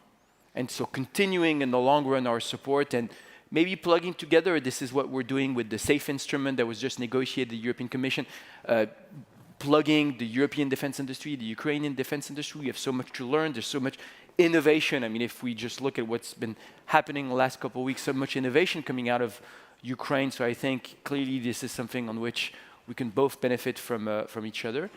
And Europeans will have to take their share in responsibility in guaranteeing the peace. President Macron has mentioned the deployment of European troops, not fighting forces, of course, or on the front line, but reassurance forces, a little bit like what you have already within NATO in the Baltic states or in Poland in key strategic points in Ukraine, to send a message of deterrence and to say that, once again, the peace that we have tomorrow cannot just be a parenthesis that Russia uses to regroup. We'll have to take our responsibility. I hope that we continue to work also with the US and continue to show clarity of purpose and unity. Were it only because, once again, you know, when we talk about what's happening in Ukraine not being just a territorial conflict or a local issue, but something more European or even more global, look at the other side. They completely understand it. You have Iranian drones and missiles. You have North Korean troops. You have China helping Russia economically. They understand this is not just about Ukraine or about a few regions or a local issue, but this is a global security issue. So this is why clearly Europeans, with our allies and friends in the United States, will have to take our share and our responsibility in the long run, because this is first and foremost our security interest. Okay. One more question for you, and then we're running out of time. I want to come back to Arseny for the final word. But General Kellogg, I know you've got something you want to say, and I understand you don't speak for President Trump, but he has issued verbal warnings to President Putin. He's sort of threatened him. But do you have a sense what red line does Putin have to cross? What has to happen before President Trump will say, enough, we're taking action? Yeah, it's a great question. I said, let me go back just for a second. What you said is, you know, in the first Trump administration, you saw a lot of rhetoric there about the concerns about the Europeans supporting it. Europe, it's a different Europe from 4 years ago. The European nations have really stepped up. And when I look at what I call the E3, the British, the French, and the Germans, and the work they've done recently in the peace work, it's really been really, really good. And they've really stepped up to support, and it's really appreciated and it's noticed. Even, I think our Secretary of Defense was even asked that question in hearings yesterday, and he acknowledged that the Europeans have stepped up to do it. And you're right, I don't speak for President Trump, and I know that his instincts are really good, and I know he has concerns on where this is going to go, primarily because of the human dimension of it. But the only one who really knows where it's going to be, what crosses the line, is the only one who knows that is Donald J. Trump. It's in his mind, and he's probably got that in his mind somewhere, where he's saying, okay, this is what the American term we use is a bridge too far. Okay, this has gone a little bit far on it. And I think part of that is what you're seeing is the horrific loss of life on the bombardments we see going into Kyiv and the killings of innocents, the women and the children. That I know that affects him because it affects all of us as fathers and mothers, and we've seen sons and daughters die. When you watch that happen in Ukraine, it does affect what you're seeing and where you want to go long term. And it is a totally different world, and it's a different world than we were in 4 years ago. President Trump, to his credit, 4 years ago, there's an American arcade game. It's called Whack-A-Mole. I don't know if you've ever seen it, where you go to the game and you play this game, and a mole comes up and you get a hammer and you knock the mole goes down. 4 years ago, President Trump had segmented out. He'd put the North Koreans over here, the Chinese over here, the Iranians, Middle East here, and the Russians over here. Now they're all like this. They're all together. And that's a real threat to all of us, because now you've got a unified adversarial network out there that is economically strong, diplomatically strong, militarily strong. And you don't want that to continue because of the long-term effects on that.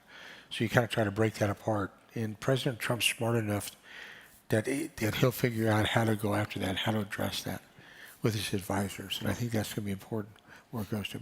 But Dan, when you mentioned about what we'd call a red line, he does not believe in what we call red lines, that you and I would traditionally call a red line. He doesn't go there at all. He'll have concerns and what those concerns mean and where they go to. But I think he goes back to the personal side of it, where he wants to talk to Putin and figures, okay, how do I establish this relationship with Putin, and how do we get out of this in a diplomatic way?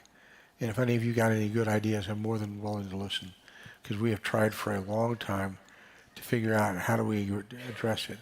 We believe the Ukrainians have come up with what we call a very reasonable plan, a reasonable discussion point. And the question is, okay, to have good negotiations, you have to have both sides being reasonable. Both sides are not going to get everything they want. So the question is, where do you go to? How do you do that balance? You put this term sheet here, this term sheet here. Can you bring them together and move that together to get it in a positive way? We think you can. We think there's enough elements out there that they're able to be worked, that you can get to a point of at least getting the leaders into a room and sitting around and talking to it. And the next meeting, they'll have probably technical meetings again. What does the technical meetings mean? It means, how do you get to a final peace deal? We want to get to a ceasefire because that stops the killing right away. And we believe if you can build it on a sustainable ceasefire over time, you can actually move into a peace deal. The Russians want to start with a peace deal and work their way into a ceasefire. We're just the opposite on it. Give us the ceasefire. Gives us breathing space and time to do it. We can sit down and say, okay, what does this look like? What does a long-term peace treaty look like between the belligerents? And hopefully that's where we want to be. President Trump has given us a lot of breathing time, breathing space. He's given us guidance where we want to go to. And that's what we're trying to get to, is that place where there's a comfort level. I'd remind everybody, every year there's a UN General Assembly. It's in September of every year. When you go back to President Trump at his first UNGA, first UN General Assembly, one of the key things he talked about was national sovereignty and the importance of national sovereignty of a nation. and he spoke at length about sovereignty and the importance of sovereignty of a nation. And he basically said in that discussion, I was there in New York City when he did it, and it was basically, if you fight for sovereignty, we'll be with you when you fight for it. And because to him, every nation should fight for their own national sovereignty, who they are and what they are. And that's kind of where maybe this year's coming and go. That could be one of the issues is, what does sovereignty look like among nations? And how do you ensure that sovereignty reigns well, that every nation is protected by that for their national survival? Dan, I don't have an answer for you because I'm not going to speak for the president. Okay. But I think that's it's a fair question, and I'm sure historical scholars will write about this well into the future, and we'll see what it looks like into the future, where everybody wants to be, what they want to do. And we're also going to find out, when I went back to there about the cataclysmic nature of any conflict, what were the signals that we missed? Yeah. And I will lay you money when we go back and look at this, and there'll be plenty, I guarantee you, there's going to be a book trade on this stuff. Yeah. Who wrote the books and what signals were missed when you had the opportunity to bring this to closure. I'm getting angry signals, but I have to give Arsene a last moment. Maybe quickly, we're over time, but if by some chance there's peace in Ukraine, can Ukraine seize the moment, or will it fall back into infighting and corruption? If the peace comes, which I have doubts about, Ukraine will be one of the best EU and NATO members. That's for sure. But the thing is, whether designated war criminal Putin wants peace. I know the beast in person. So I negotiated with the beast, with Lavrov, and with the rest of the gang. So I know their mindset. Look, there is only one way to get the peace out of Putin, is to press like hell on him, period. He doesn't want to get any kind of peace. What he wants an entire Ukraine, and he wants to put in jeopardy an entire EU and NATO. He wants to dismantle you and to disrupt you. That's his ultimate goals. And once again, he is not the only one. She is behind him. So the only recipe, sir, is to stay united. And we are running out of time, not only at this particular panel. We are running out of time in the war too, you know? So Putin doesn't care about any kind of verbal threats. What he cares about actions. It's time to act and to win. Thank you. Okay.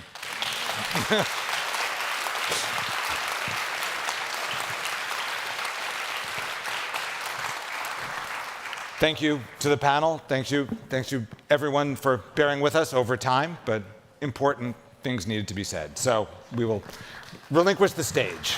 Thank you. Ladies and gentlemen, please welcome to the stage Ms. Kristin Sultan Anderson for our next spotlight discussion. Thank you.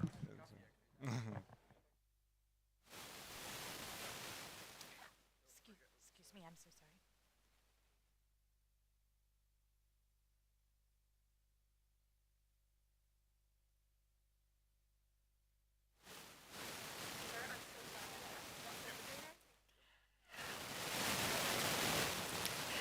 Well, good morning, everybody. My name is Kristin Soltis Anderson. I am a political pollster based in the United States, and I was given a very fun assignment, which is to take 5 minutes and give an overview of the US political landscape through the eyes of public opinion.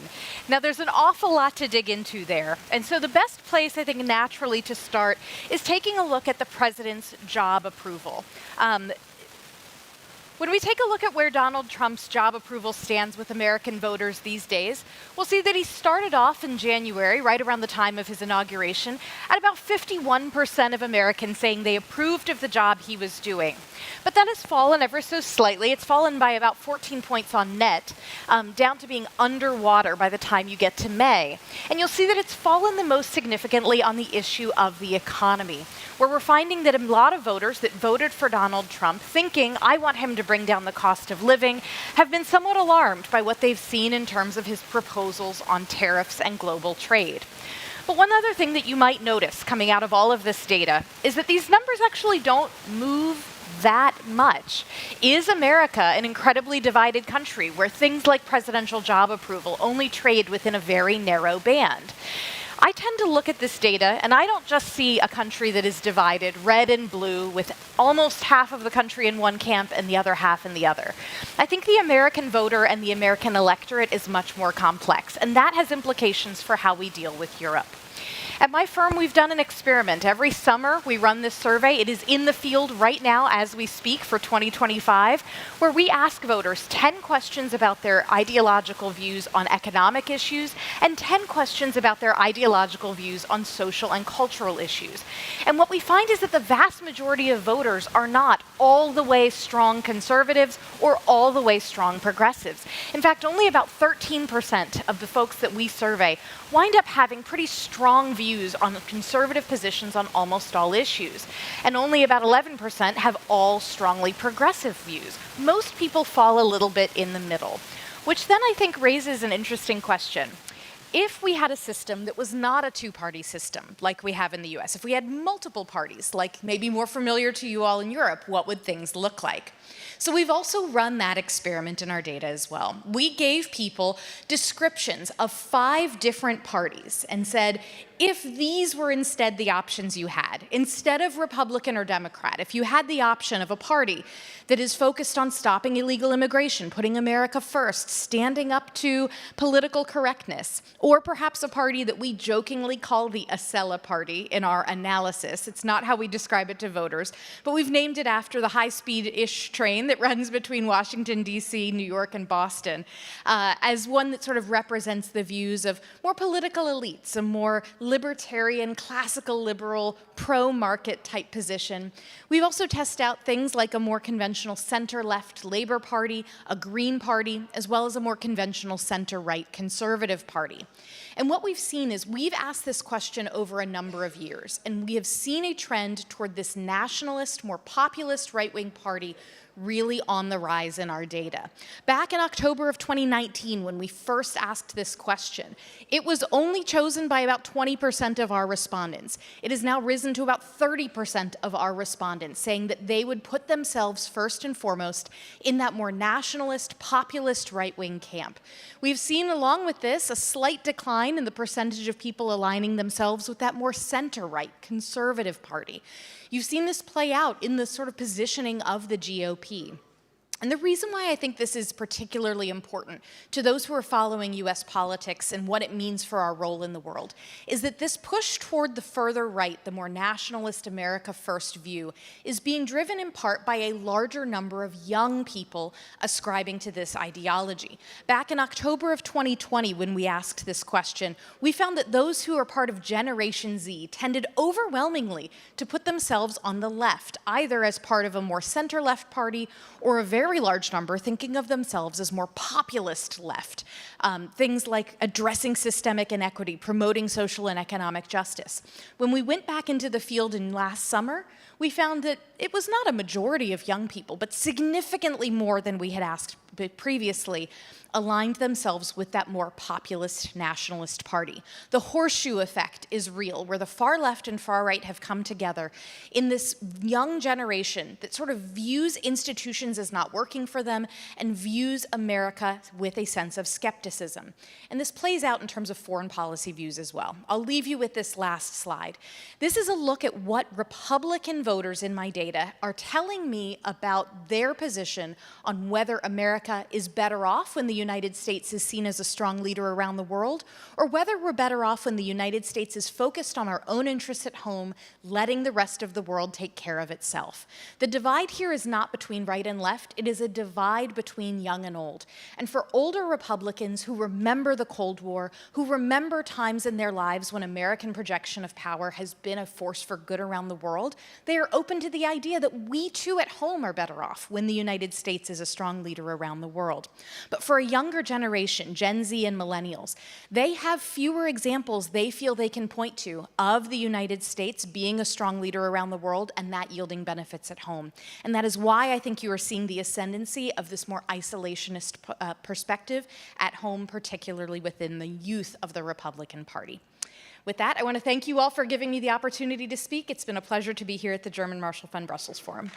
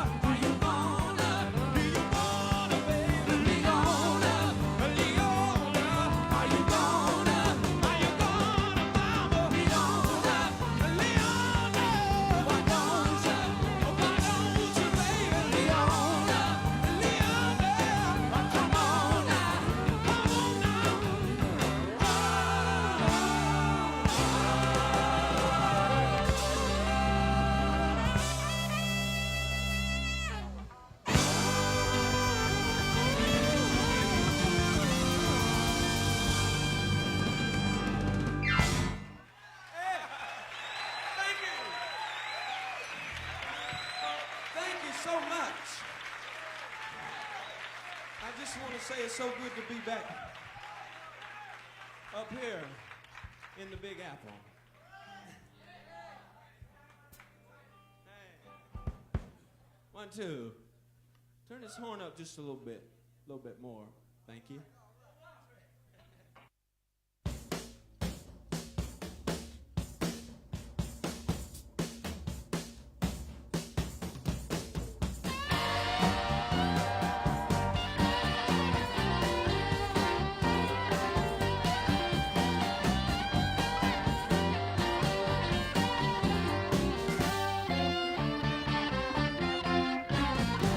Now lay me down on Market Street, I'm begging for some spare change.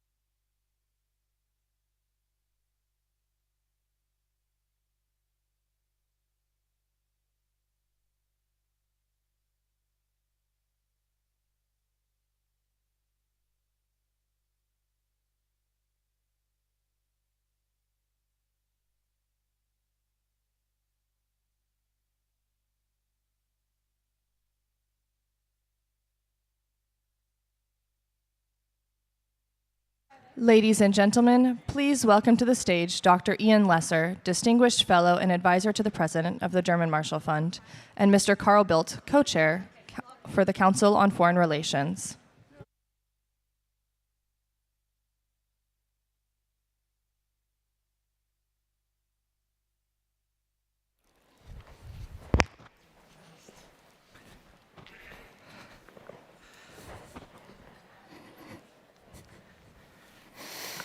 Well, good afternoon. Welcome. This is a rather special session. It's not a very long session, but it's a rather special one in many ways. This is the 20th edition of Brussels Forum, and we thought it would be very appropriate to have a session devoted to Brussels Forum, how it came about, how it's evolved, animating ideas, all of those things. And we're really delighted to have with us Carl Bildt, who has been a friend of the event since the very, very beginning, and in fact was present at the creation, if I can say, along with a number of others like Javier Solana, but also a very, very valued dear colleague who's you will see on the screen here, and this session is in honor of him.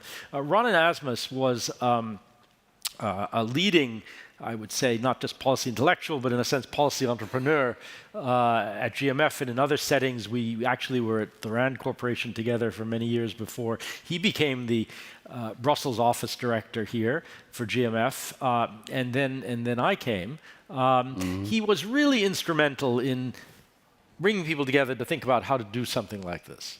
And we'll talk a little bit about how that evolved. But I think it's really very important. He was a key figure for GMF, and the opportunity to commemorate him in a sense here is really a wonderful thing to do. So please bear that in mind. And Carl, let me maybe talk to you a little bit about how this started. But before I do that, I just wanted to look out to the audience and ask how many of you were at the first Brussels Forum? Okay. Survivors. Wow. And how many were, say, with us in the first decade of it?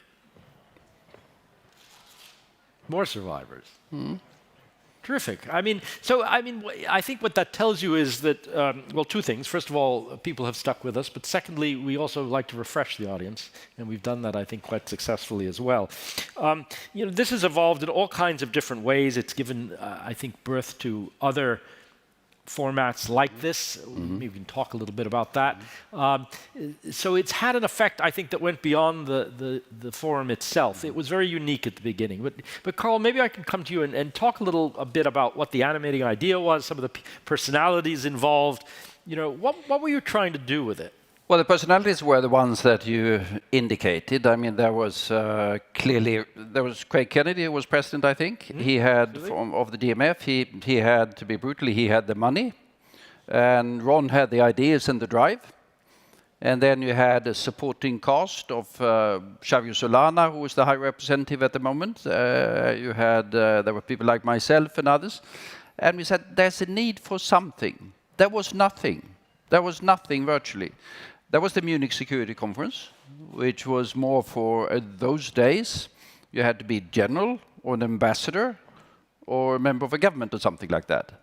But we wanted to have something that was much broader in terms of think tankers and policy people and journalists and people who had ideas and thoughts. That was the thing. And do it in Brussels. Munich was purely security. The European Union was clearly going to be a more major actors. All of the enlargement issues were there at the time. So bring these diverse groups, transatlantic, of all sorts of people together. That was novel. There was nothing like it. And it was a smashing success. And the format was very innovative. The format was yes, absolutely. The place, Brussels, the format, the fact that there was very different kinds of people of different sorts. And it was, yeah.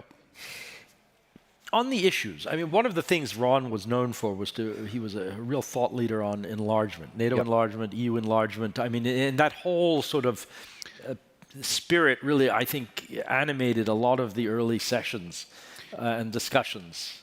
There was clearly that. I mean, there was the, you remember that, we talked about Europe, whole and free, democratic and dynamic. He was, of course, one of the absolute leaders in the US debate on NATO enlargement, which, as we have been reminded of, was somewhat controversial at times. Pentagon was against, to take one. But also the European Union. And Ron was one of the people on the other side of the pond who really understood the European Union. Not very many of those. Not very many of those in those days. Still, somewhat difficult at times. No. I don't blame them. The European Union is a fairly difficult creature to understand sometimes. But Ron did understand it. And the importance of not only NATO enlargement, but EU enlargement in order to create whole and free, democratic and dynamic.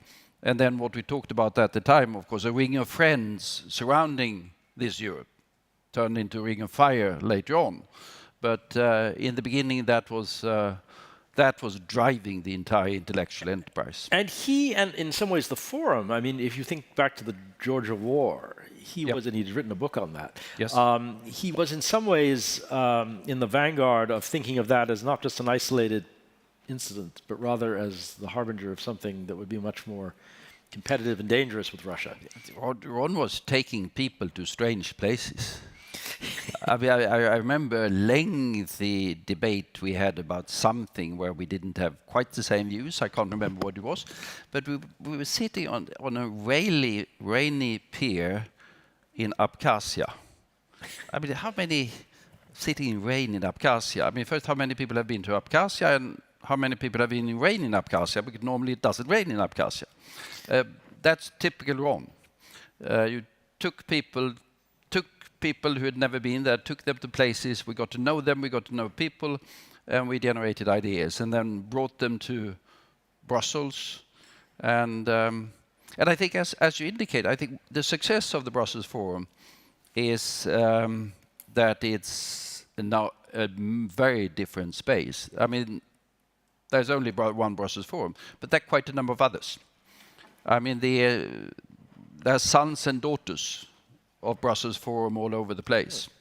We've seen a proliferation of these things, which is extremely good, because it has created a sort of an intellectual ecosystem of dialogues between policymakers, thinkers, journalists, policy shapers, all sorts of people That wasn't there before. And we have, I mean, you pointed out there's GlobeSec at the moment, and no, we were just chatting before we started our session. There are 3 forums. They're not exactly the same, but drawing in similar ways on similar issues going on in Europe this week. Actually, GlobeSec. Yeah, GlobeSec. You have Raisina in Marseille. And Raisina is, of course, Indian, and that has drawn inspiration from Brussels Forum as well. Absolutely. So the fact that it's not only proliferated in Europe, it's proliferated around the world. Absolutely. Atlantic Dialogues, which we did ourselves, Halifax, the Delphi Forum. I mean, the list really goes on. Oh, yeah. I think we would probably all agree that that to have these kinds of conversations is, especially today, is extremely important. But what really should they look like today? I mean, before I open it up to all of you, because we'll have about 10 minutes before we shift to our next session. But what would you do differently with something like this today, Carl? I don't know. But we don't know either. No, but we need to think about it. Because, I mean, what has happened is, of course, that we have no access. I mean, the internet certainly did exist 20 years ago. No question about that. But we went through COVID, and we learned that you could do things on the screen, and we can access debates in much different ways, in much the same way as this Brussels Forum is all over the digital world, and I don't know how many people are listening to us all over Europe these days. At the same time, I think we've also learned you can't replace that possibility to sit down and gossip in a corner with someone. I mean, the value is not only what we do here on the stage, but the value is also that particular gossip that you do in the corner at the reception and whatever, breakfast. That is irreplaceable. And we need to think about that when we discuss what's going to be the shape of the next 20 years. Absolutely. Absolutely. Let me, if I can, just open it up to all of you. I know some of you, as we were asking earlier, have been here since, in a sense, the beginning. I welcome your questions, but also if you have some reflections on it briefly, I'd be happy to hear them. Michal, please. You really were here at the beginning. I think you were now a minister. You were actually Ron's trainee, if I'm not mistaken, at one point. Mm-hmm. Michał Baranowski, correct. Minister now, correct. With Carl at all Brussels forums. I think there's one other person who has been to all of them. And I started as a trainee. I think by the time we had Brussels forum, I was upgraded to program assistant or something like that.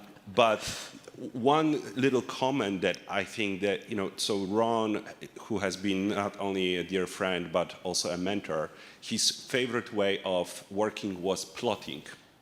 Plotting, so actually having all the friends and thinkers like Carl, like Radek Sikorski, like Tom Ilves, and bringing the ideas to action. This Ron was never about observing reality, but about changing reality. And Brussels Forum was part of that. It was part of action, and that was, I think, something that really also give it a boost. It's more of a comment than a question, but it's so fantastic to see you and be at the Brussels Forum for the 20th time. Yeah, thanks. Terrific. Maya, I think it's Maya. I'm looking, it's in the, please.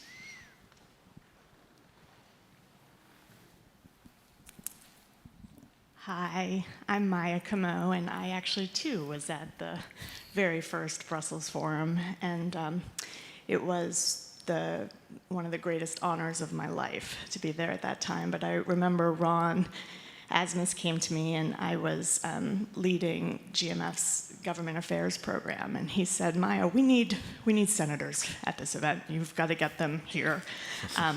And I think the way you need to do it is you need to get a US government plane. And I went, Ron, I don't know how to do that. And he said, well, there's one that goes to Munich, and so we clearly need one to come to the Brussels Forum. And that was, and we managed to pull it off. And so we had a large codel that very first year, and I think that continued for a long time after. But it was a remarkable time, and this has been a very special session, so thank you. Absolutely. And it was, that should remember, that was John McCain, if I remember. And John McCain was the one who was, in those days, able to do small wonders with US government planes and ordering US senators around, irrespectively of party. So we had sort of bigger well, we have still big personalities, but I mean, we had people around like John McCain, Dick Holbrooke, and others who were really absolutely doing things. Creating a lot of friends, a lot of enemies, by the way, as well, because I mean they were not entirely diplomatic at times, has to be said. Yeah, that may be true. In fact, I remember, at least I think it was Brussels Forum, not one of the other events, but where you had a plane full of this delegation, and they never got here. The plane broke down, and they had to watch it on a screen in Canada, if I remember. So odd things have happened along the line. Xenia, please.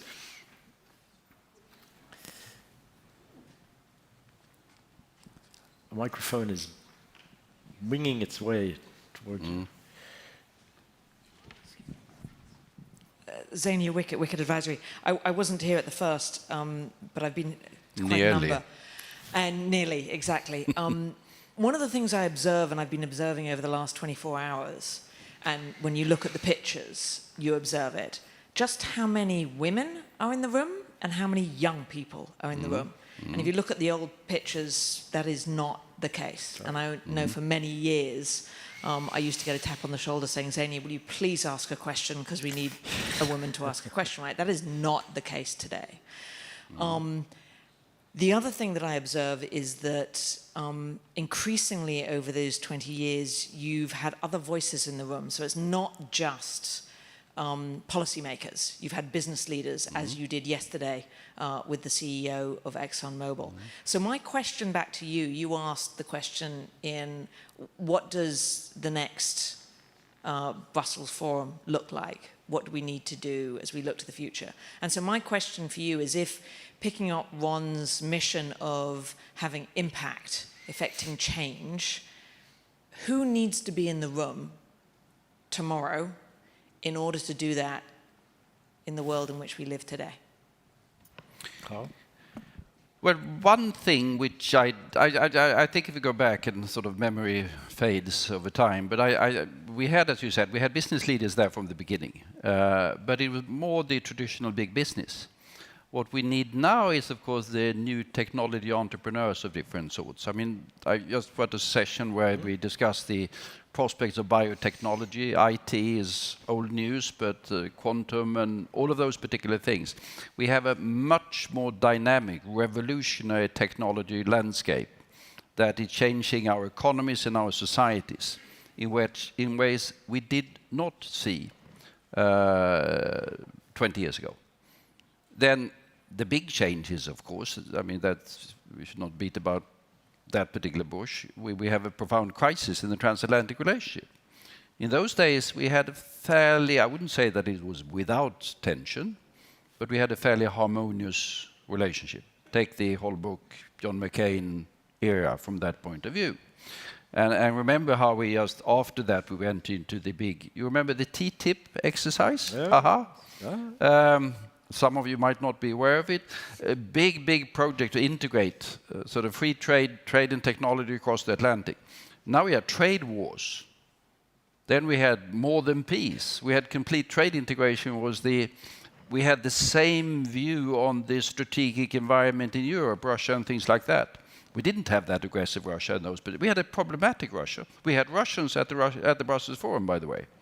Absolutely. Slightly problematic at times, and we had some divergences. We have that between nations, but we didn't have the sort of the problems that we have now. And we had the same broad strategic outlook between Washington and Brussels.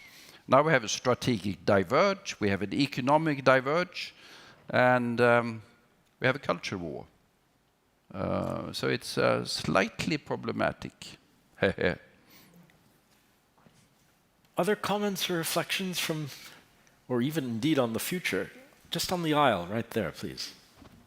Thanks, Ian. Mark Szymakowski. I have my own firm, Heartland Global Advisors. I was lucky enough to actually be the first ASMUS fellow back in 2012. And for me, as Ron's legacy was not only policy entrepreneurship, but connecting young people with leaders around the world. And that's what Brussels Forum has always been about, and something that it is. But most importantly is as Michal said, translating those ideas into action. Ron would love the time we're in now because it's filled with problems and it's filled with challenges. And of course, it's going to take people to create opportunities for those challenges. And he actually would have focused on the same issues that plagued him, was how do you incorporate Europe's East into the transatlantic institutions that have served our strength. And so he would have jumped into this problem set. He was always focused on the Black Sea to the Baltic Sea as an area.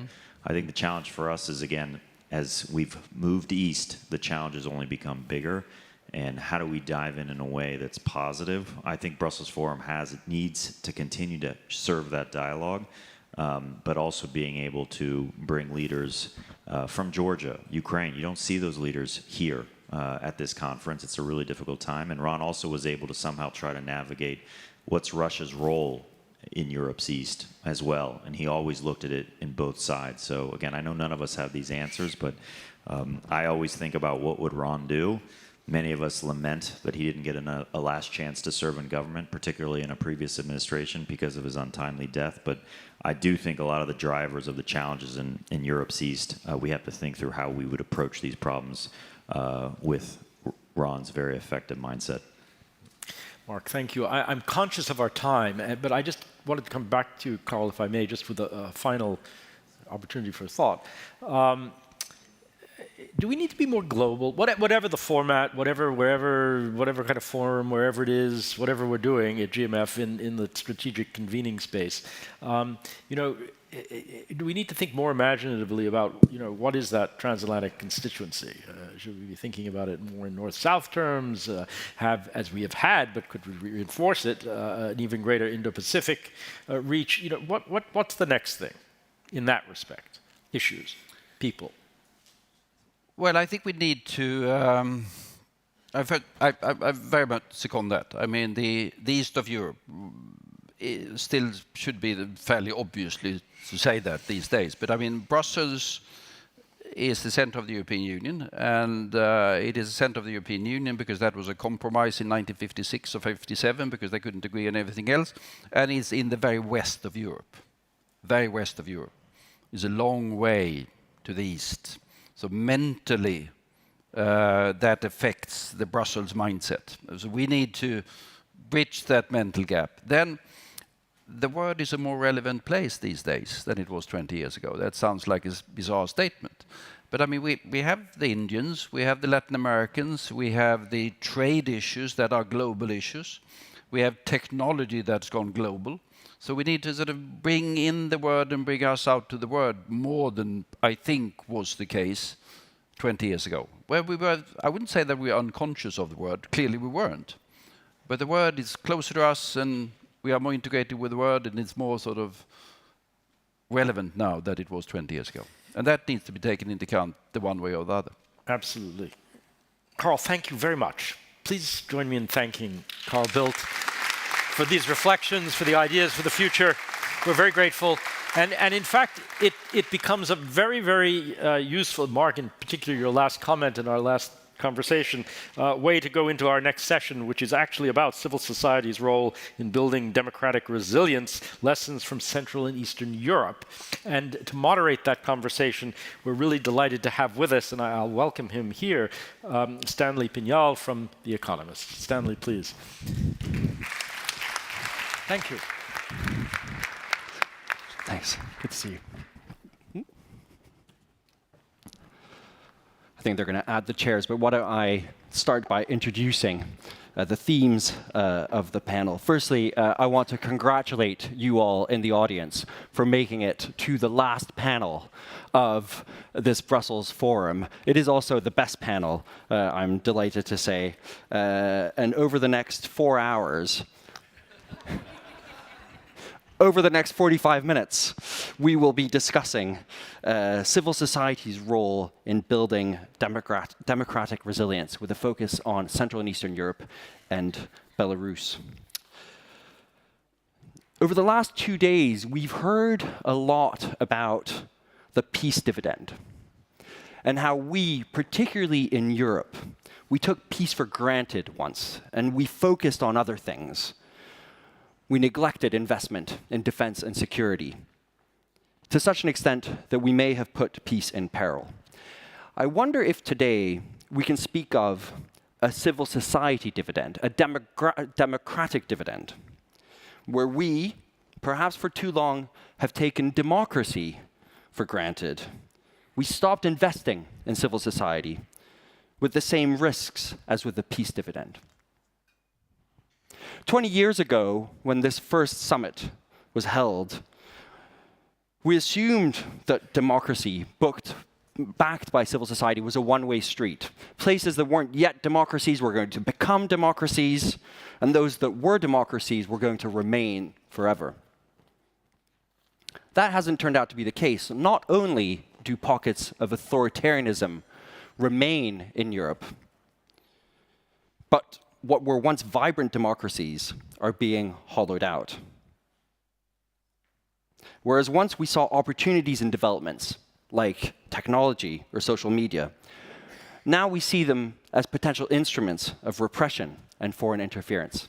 I don't know why I'm here by myself. I'd like the panelists to come. They're much more interesting about this than I am. Let me introduce them as they arrive, I think in order in which they're arriving. Svetlana Tikhonovskaya is the head of the United Transitional Cabinet of Belarus, in circumstances that unfortunately we are all very familiar with.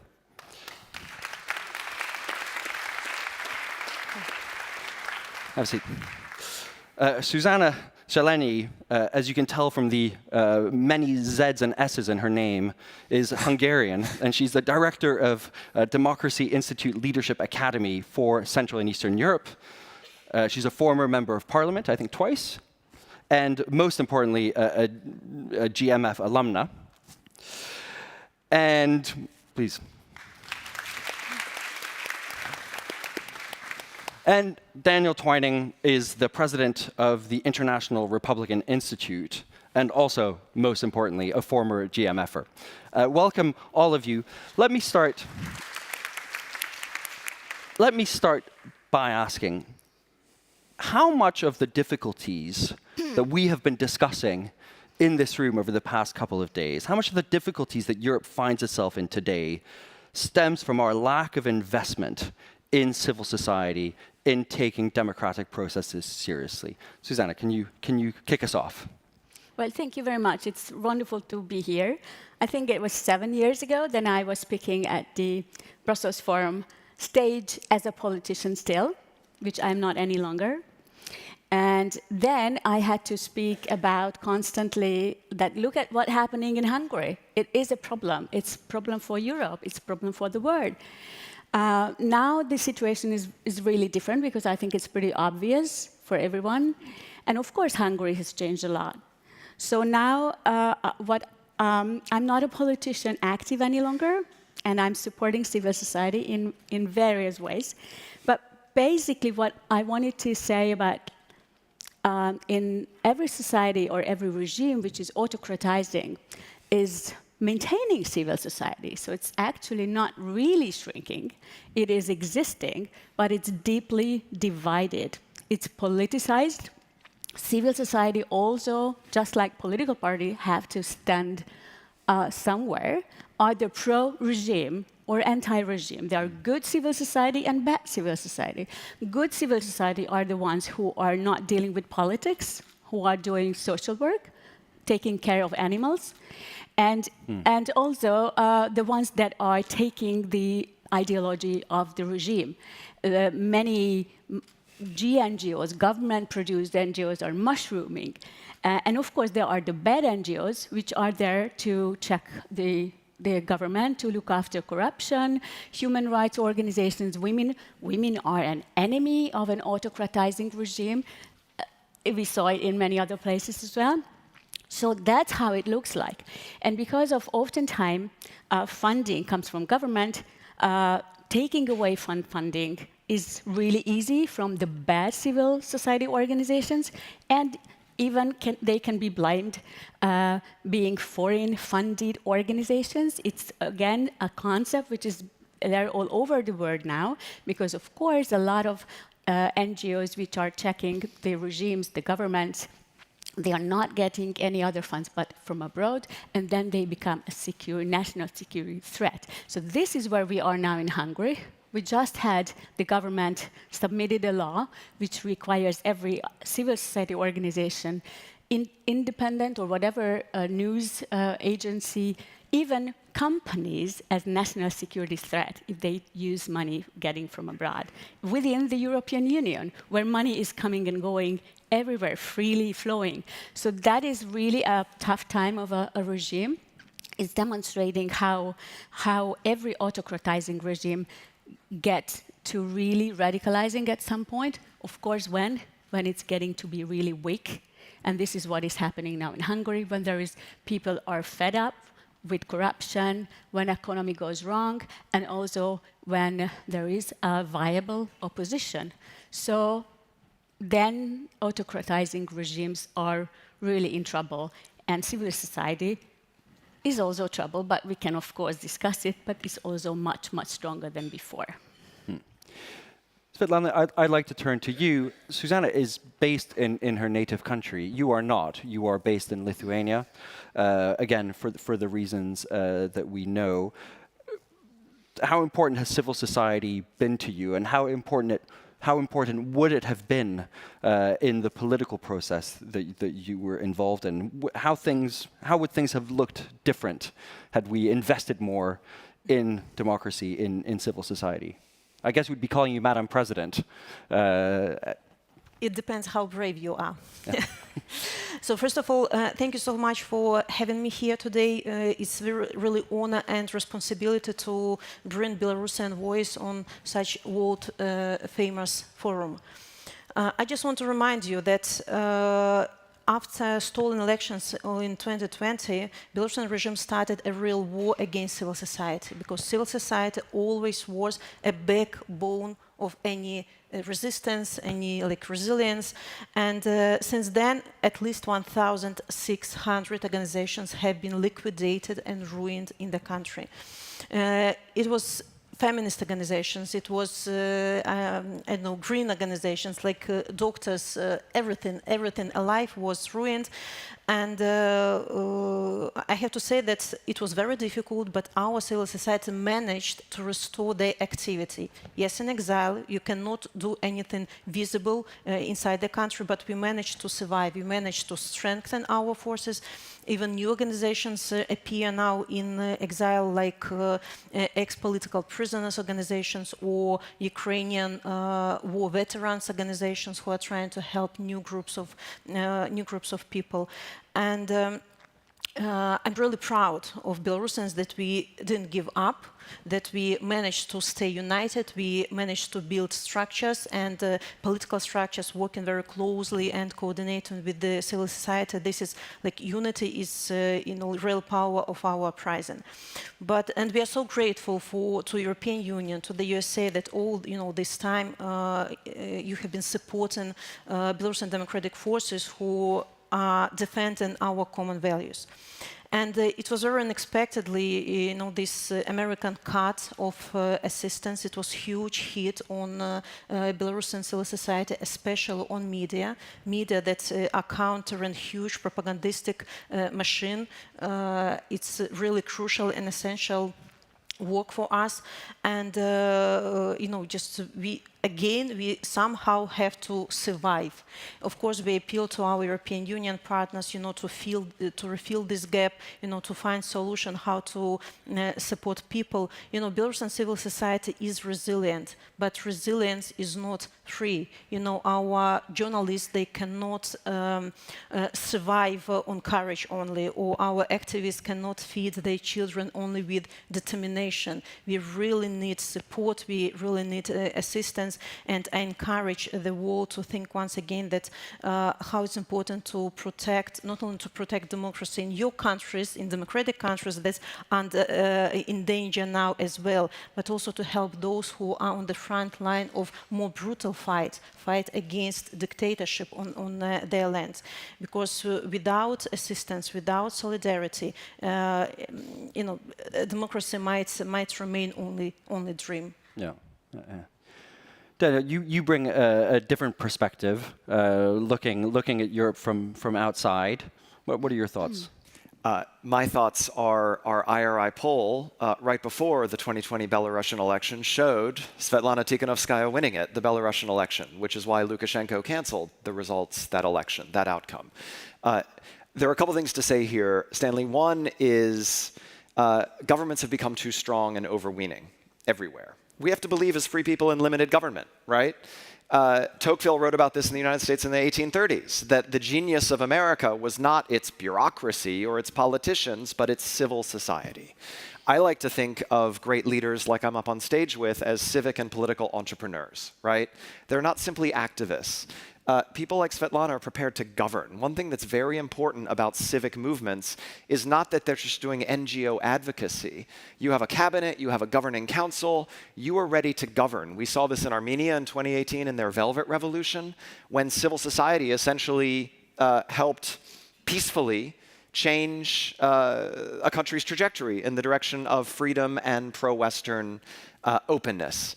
By defeating an authoritarian system. You saw this in Georgia in 2003 in the Rose Revolution, when again peacefully civil society mobilized. But the key to their success was the ability of those leaders to transition into governance. Look, there is a narrative put out there by authoritarians that somehow if we, free people, support people on the front lines of freedom, struggling for their own rights and dignity, somehow that's a weird form of foreign interference. I will tell you, running a democracy institute that was working in 105 countries until these foreign aid cuts, the interference, the meddling, the malign forms of meddling that are happening in the world are happening at the hands of China and Russia. They are sponsoring fake NGOs. I've seen these people on the ground. There are fake Russian election observers that show up in countries like Belarus and Georgia to, quote, legitimize bad election results. There are fake NGOs that have no civic underpinning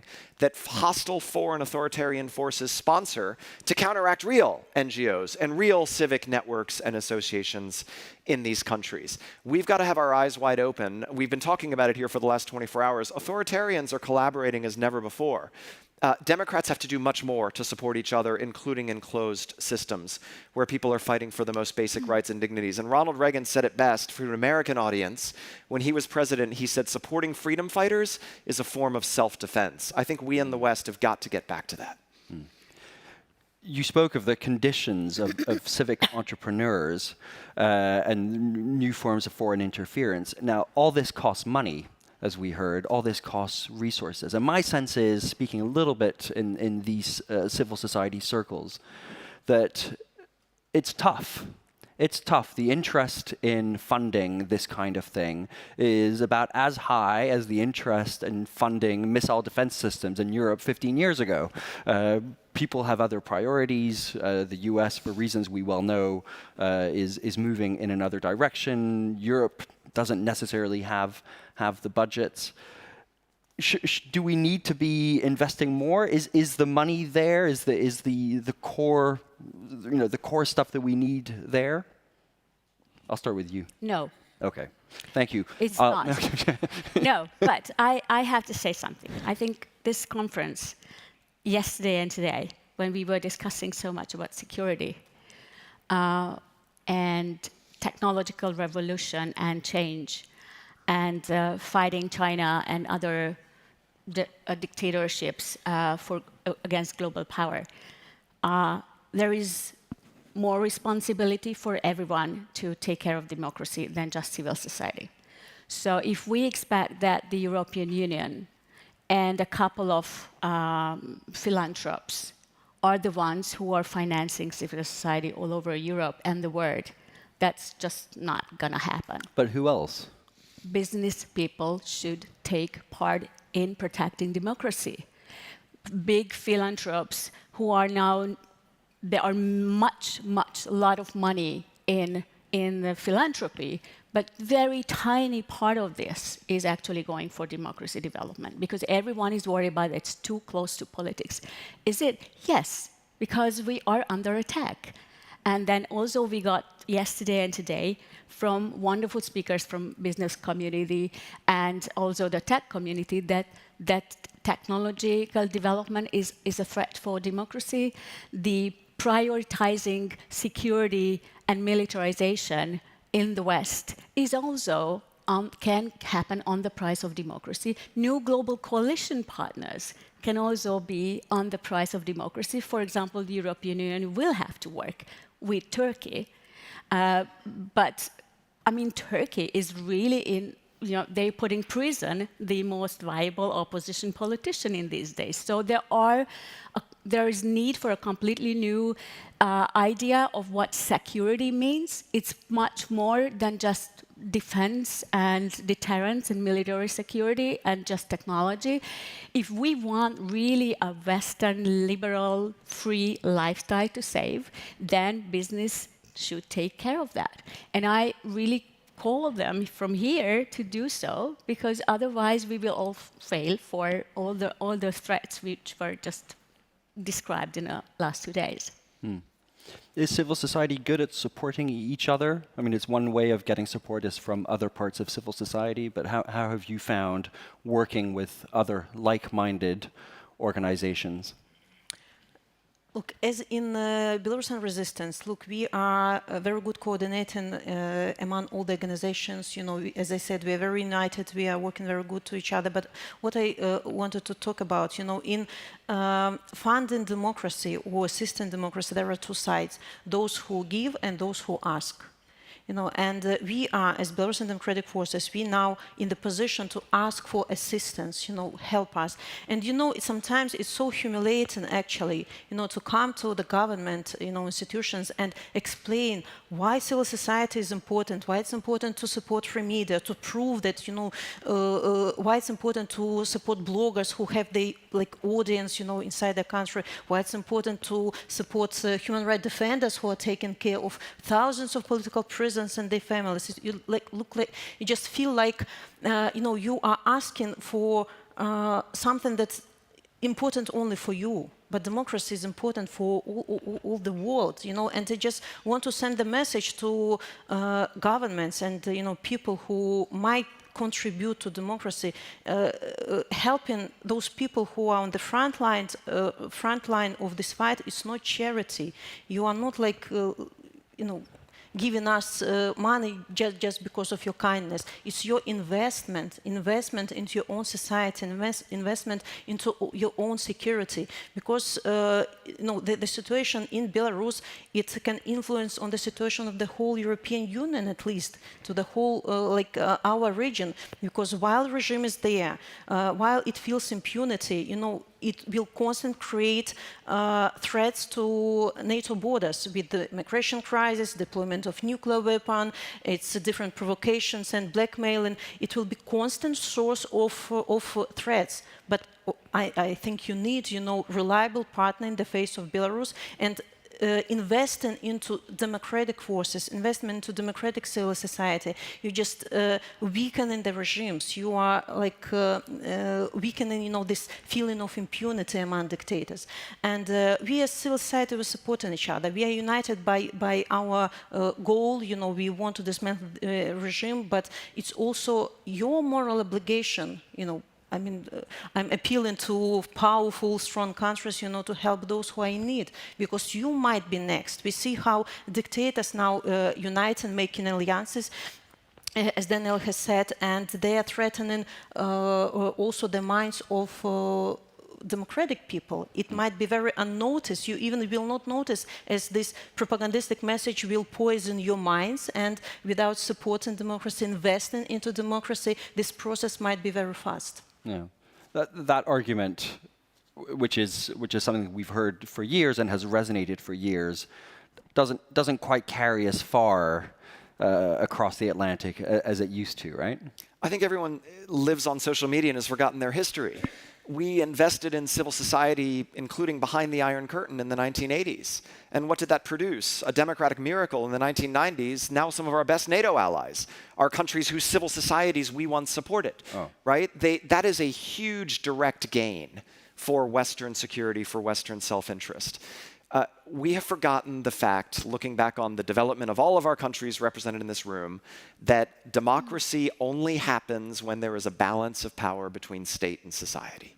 I mean, Darren Acemoglu and James Robinson have written about this very elegantly in The Narrow Corridor. The story of democratic development is a constant fight between society for its rights and freedoms and a state that wants to impose itself on its citizens. That's true in every country represented in this room, included the United States.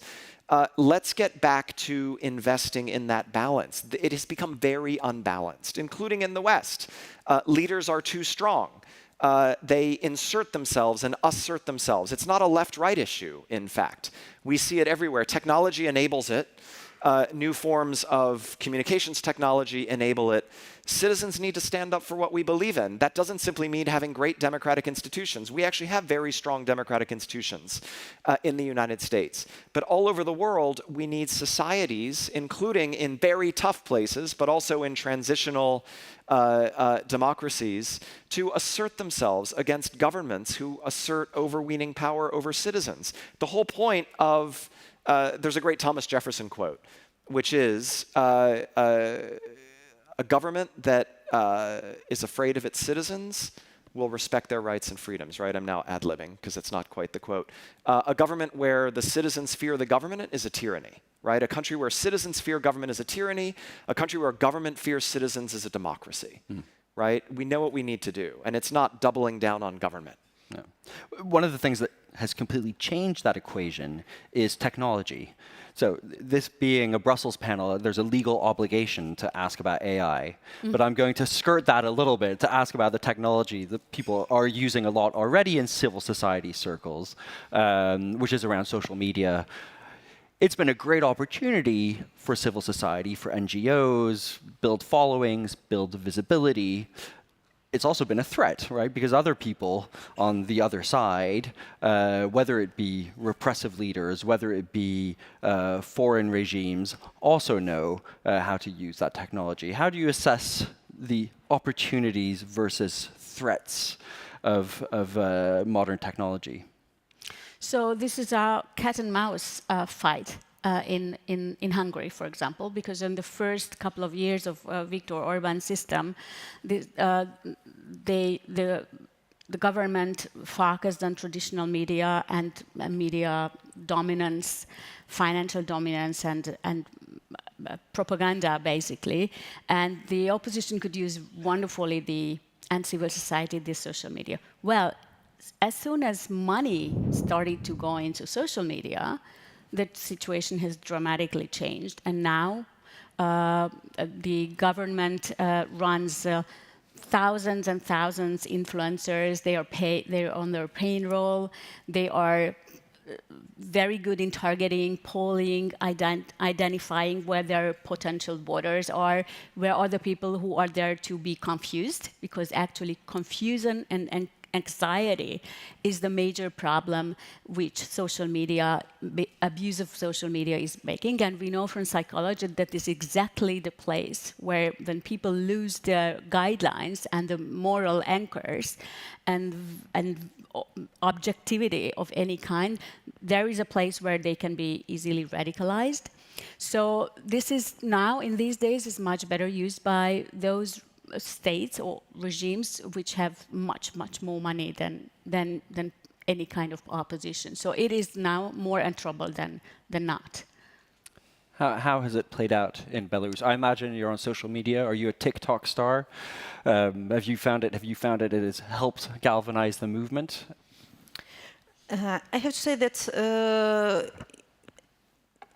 these social networks, they very much helped us in 2020 because it was a very fast source of information, spreading on information. But now, of course, we see how technologies, it's like a two-sided sword, or how it's called, in English, and technologies serve to bad and evil like equally. But if Belarusian Democratic Forces, I mean, you know, all the freedom supporters use it to unite, you know, to spread honest news, you know, to reach people. So propaganda uses this to split, to divide, to intimidate, to seed lie. So the same instruments serve to different goals. Like, you know, and it's really, you know, challenge for tech companies who hopefully want to serve to the good. You know, it's how to restrict dictators or tyrants, you know, to use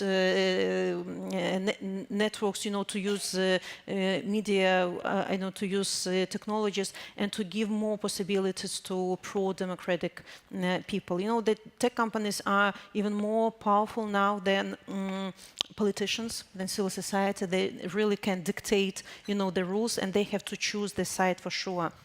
What we see in Belarus now, regime is recording, we call it confessional video, when KGB detain people, put them in front of a wall, and people blame themselves that they have done something wrong, you know, I'm so guilty, sorry.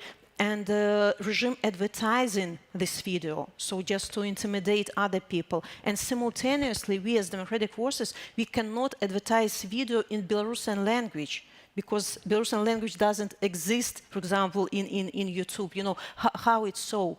We really, you know, tech companies have also, you know, to think thoroughly how to help those who protect democracy, you know, how to, those who are fighting against tyranny. It's a difficult challenge, but you are so, like, big minds, just think about this. Don't think only about profits, that you're earning money, big money from dictators or tyrants, but think how to help and protect what is really valuable for this world. I'm really worried about the techno-authoritarian digital suite that China not only has developed to control its own society, to repress forms of the most basic civic association and organization. China is building a surveillance state that is unparalleled in modern history to prevent any form of dissent from even emerging, much less coalescing and organizing and challenging the ruling party. China has exported this technology to over 80 countries, including countries in Europe, including countries in the Balkans that want to be part of the European Union. And these exports often are branded as supporting smart cities or helping crack down on crime. But what they really do is totally imbalance the power of governments to surveil and digitally repress society, their citizens.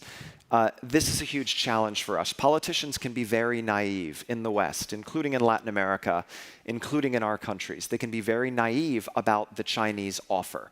The Chinese offer could create a condition where a party can rule in perpetuity because it can micro-target its repression of peaceful dissent in ways that make the functioning of democracy inoperable. They literally are perfecting this model in China right now, and they would like to bring it to a neighborhood near you. Yeah. We have got to get much smarter about how we sustain freedom in the digital era. That democracy doesn't work in real life if it also doesn't work online. Susanna, you were nodding there. China-Hungary is a complicated story. It's a developing story, and Hungary and repression is a developing story as well. Is there? Does that worry you? Because there is another new law submitted to Parliament a couple of last weeks, which hints that facial recognition tools can be used for demonstrations in Hungary. And of course, this might not only be in the Balkans any longer. So, so maybe because we are now getting to really very far in terms of democracy and civil society, and for many years, my conviction is that it's really a problem if we only speak about a civil society independently from the rest of the issues. And actually, it's very nice that in this panel it all comes together. Because I think this alliance building and collaboration that oftentimes we speak about in politics and civil society, and solidarity is really something very important to maintain the resilience of those people who are in the front line and do their job and take high risk. oftentimes their life, at minimum their existence is at risk. But collaboration among pro-democracy agents or actors is much more than that. It's really institutional partners. You didn't mention, you mentioned state, but obviously state institutions are considered to be the safeguard of checks and balances about autocratizing power. Well, I have to tell you that only for a while, because institutions are also people, and fear-based regimes also threaten people who are running the institutions, judges, public servants, electoral authorities. And if there is no massive civic support behind them, they are failing. Any institutions can be captured. I saw it in Hungary, which was 15 years ago a very decent Central European, stable country on, first on democratization. It was not so weak, but it's easy to capture institutions. It's easy to pressure civic opposition, and it's also very easy to morally undermine political opposition. And these are all happening together. So this is why I am calling for a broader collaboration. Oftentimes these actors are in competition. They also have different roles in society and in a political structure. Obviously, it's difficult to work between political parties and civil society. There is many reasons to, not necessarily trust one another, especially civil society is oftentimes not trusting politicians.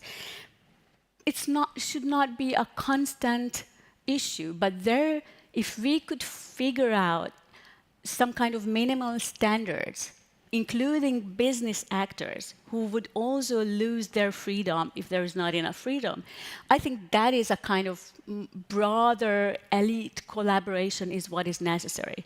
And I think we really have to work for it and find one another. And of course, this is a wonderful stage to do that. We have about 10, 15 minutes left. I want to see if there are any questions, any reactions in the audience. We had a hand that shot straight up there. Straight up. She's been waiting to ask a question for a while. Do we have microphones? Yeah, there you go. Right there in the fourth row in the middle. If you can identify yourself, et cetera, et cetera. Hello, my name is Natia Zoidze. I'm from Georgia. I'm a GMF Till and Fellow as well, and I work in civil society. First of all, please do not forget about Georgia, because we've been protesting for up to 200 days now, and under increasingly repressive laws and pressure from the government. I guess as a member of civil society, in this time of diminished funding and increasingly authoritarian state in Georgia, my question is, how can we sustain Georgian civil society, and how can we ensure that it stays on international agenda? Because it's not on the agenda in the Brussels Forum now, as we can see. And I think this is important not only for Georgians, but also internationally, because Russia has been using Georgia as a testing ground for its hybrid warfare for a very long time. So my question is, what can we do to survive this, and how can we ensure that the support is sustained in this time of crisis in the world? Thank you. I'm going to turn to you for that one, because you've done an incredible job in keeping Belarus in the news. What's the secret sauce? First of all, we as Belarusian people feel huge sympathy and empathy for Georgian nation. We encourage you to continue fight. Of course, we see kind of Belarusization, of Georgia, and it's pity to see this, because you were like also our star. You were about to be member of the European Union. It's a pity to say this, but we in constant communication with the position of Georgia, and we encourage you, to continue. It's very difficult, to keep high on agenda all the time, and we see how you were all like struggling, for this attention. But encourage you, to stay united, maybe to build some, effective structures inside the country may be possible outside if repressions will intensify in Belarus or in Georgia, just to be visible. And of course explain to our democratic partners why you are important, because until you are not important, nobody will take care of you. But of course, I wish you strength and we are together with you. Can I do 30 seconds on Georgia? Please. Our IRI polls before the October election showed 80% of Georgians wanted to join the European Union. Somehow, the party that won the election is an anti-EU party and a pro-Moscow party, right? I was very surprised when days after that election, the EU ambassador went to meet with the new prime minister of Georgia and essentially gave the EU seal of approval to what was not a legitimate and credible election. And I was there, and our observers were all over the country. The EU was there. There were also these fake NGOs observing the election with, representatives from Turkmenistan, because they know quite a lot about democratic elections in countries like Turkmenistan, organized by Moscow. So look, European friends need to understand Georgian protesters are waving the EU flag as they are getting tear-gassed and water-hosed and beaten up. They are fighting for the ideals of Europe. They are fighting peacefully for what Europe believes in. And I'm always asking Georgian friends, America cares very much about Georgia. We've been very committed to this country for a long time. How can Europe not be committed to an 80% population that wants to be part of Europe, that is making huge sacrifices and waving that EU flag? Yeah, you see the EU flag a lot more in Georgia than you do in Brussels sometimes. Well done for putting Georgia on the agenda. I'll take questions, gentlemen in the front here. Hello, my name is Berat Kamili, and I am a GMF Teen Fellow and a social tech entrepreneur. We see nowadays many governments and countries advancing in AI and technology in cost of civil society funds everywhere. In Germany, States, China, Turkey, everywhere. My question would be how can we really advance ethical and responsible AI and innovation while keeping our civic and human rights? Do you think that this is possible, or do you think that we have to compromise one to another? Thank you. I did tell you it was compulsory to discuss AI, Yeah. so I wasn't lying. Well, I'm really not an expert. I know very little. I'm super interested. I think if this is any way possible, when these technologies are checked, I think it should be tested in various, not only commercial, but maybe political environment. And also the data protection, how it's managed. I mean, I really don't know. But I think if this is a focus on those young generations who are in the forefront of tech development, I think that could be really something serious. You need to partnering with people who are interested in democracy. Big picture answer to a very good and harder question that I'm going to credit. We have to win. If China wins, there's a scenario where we won't even be able to have this conversation. We have to win. If China dominates AI, they will impose the values of the Chinese Communist Party in the digital space, not just in China, but all over the world. If I were a European regulator or politician, I would spend a lot less time fighting with American technology companies and thinking about the fundamental fact that there is a totalitarian AI model and there is an open AI model. And we should all 100% be on the side of the second. Sounds like a good question for the 21st Brussels Forum. We have a question back there, the lady in white. Hi, my name is Barçın İnanç. I'm a journalist from Turkey. Because now it is remembered that Turkey has NATO's second biggest army, it appears that Western governments and European Union tends to ignore the democratic backsliding that has taken a sharp, very dangerous turn in Turkey currently, thank you for reminding that Turkey's opposition figure remains in prison. But my question to Susanna is, you have concentrated, I believe, too much on the funds because governments find a way to stop these funds. You know, even if you have business putting money, they could find a way to reverse it.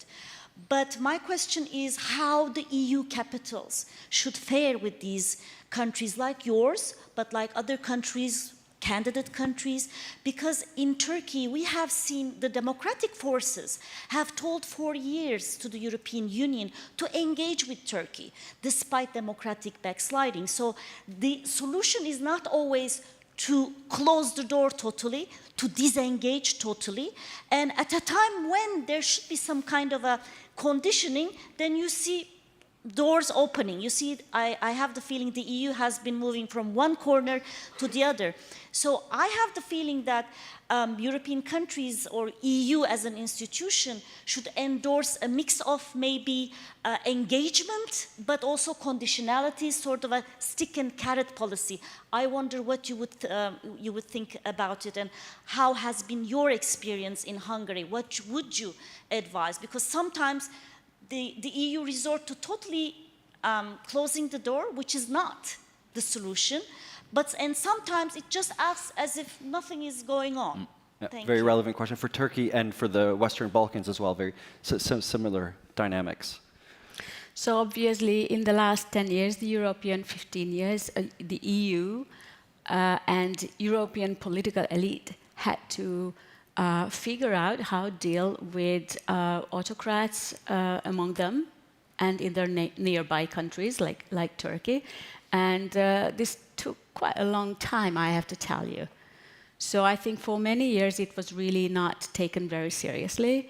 And the good news, however, is that the EU is more than just an institution. It has several bodies, plus it is 27 countries.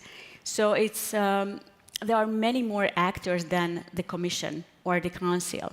There are European governments, and they can, actually you partly answered your own question, because there should be a mix of, you know, smart and very strategic thinking about how to deal with countries which are allies, because they are needed, because they are there, because they are sitting around the decision-making table, but in many ways not fulfilling some basic criteria. So I think various tools should be used.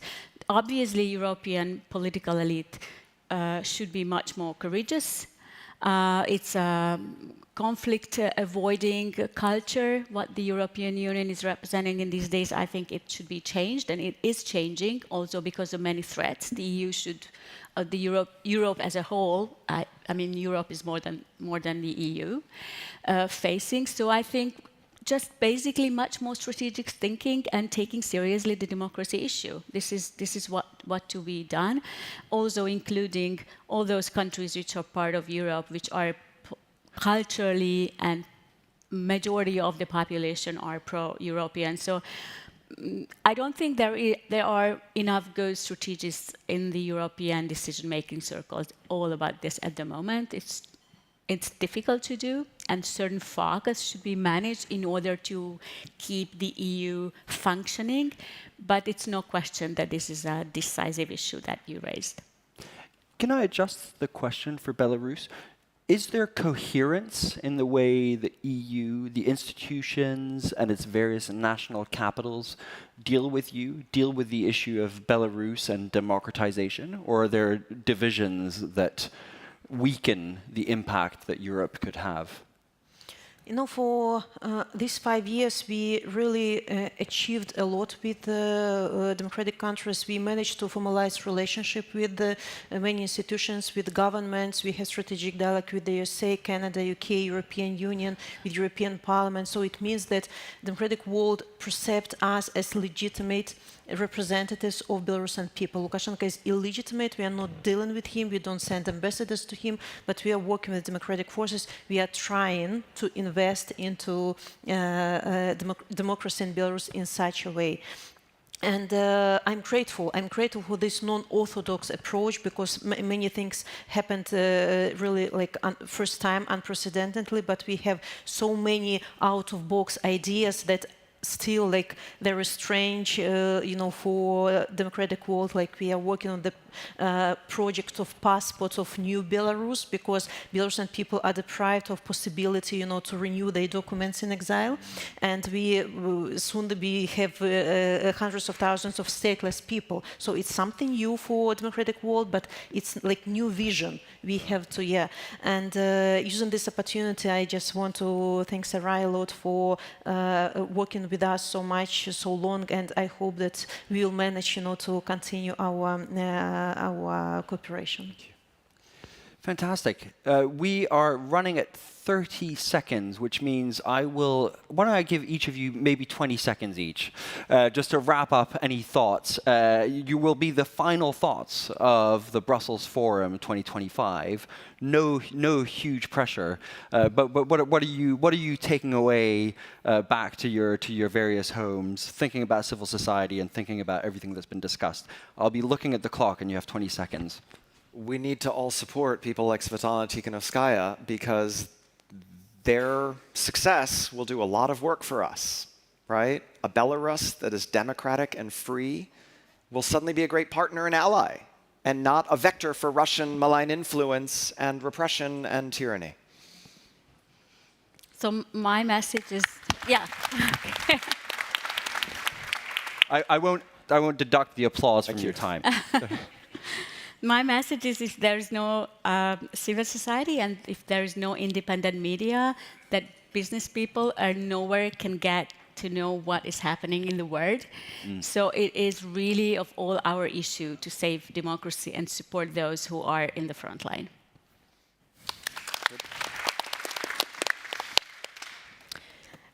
Look, I just want to say that I welcome attempts of European Union, our region, to invest into the military power at the moment. But I have to say that we have to invest in people more, because military is useless until there are people who are ready to defend countries and defend values. So people is the core of democracy and the core of any resistance and the core of any fight. Good. And that wraps it up. Thank you so much, the three of you. Thank you to the audience, and please join me in thanking our panelists for their time and their insights.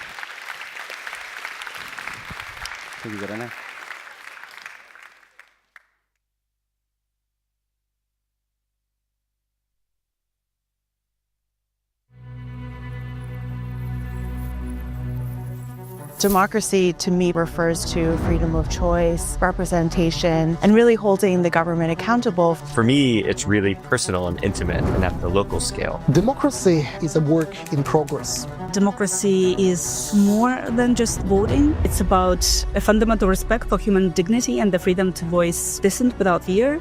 Having a democracy is so important for being able to represent yourself, even just at your identity level. For a democratic society to maintain a democratic society, there has to be a lot of buy-in from your average citizen, and there has to be a true commitment to respecting each other. It is so important for all of us to understand what's going on in politics and to be engaged and to be involved and to be ready to raise your voice when it is necessary. While freedom is not easy and democracy might not happen immediately just in one day, it has to be something that we would be fighting for.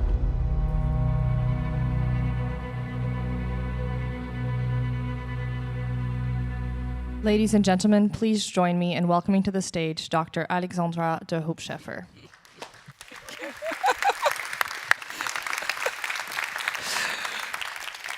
Thank you all. It's been quite a journey. I've almost lost my voice, but we've been having some of these, I must say, incredible, insightful conversations over these past 48 hours. This is the closing of the Brussels Forum, but obviously not the end of this conversation. And as you know, GMF is going to be part, again and again, of these essential, open, and meaningful conversations between the United States and Europe. I want to thank all of you in the room, and thank you for still being so many of you here this early afternoon, because you have taken a very active part into all of these conversations, and I think this is very much needed today.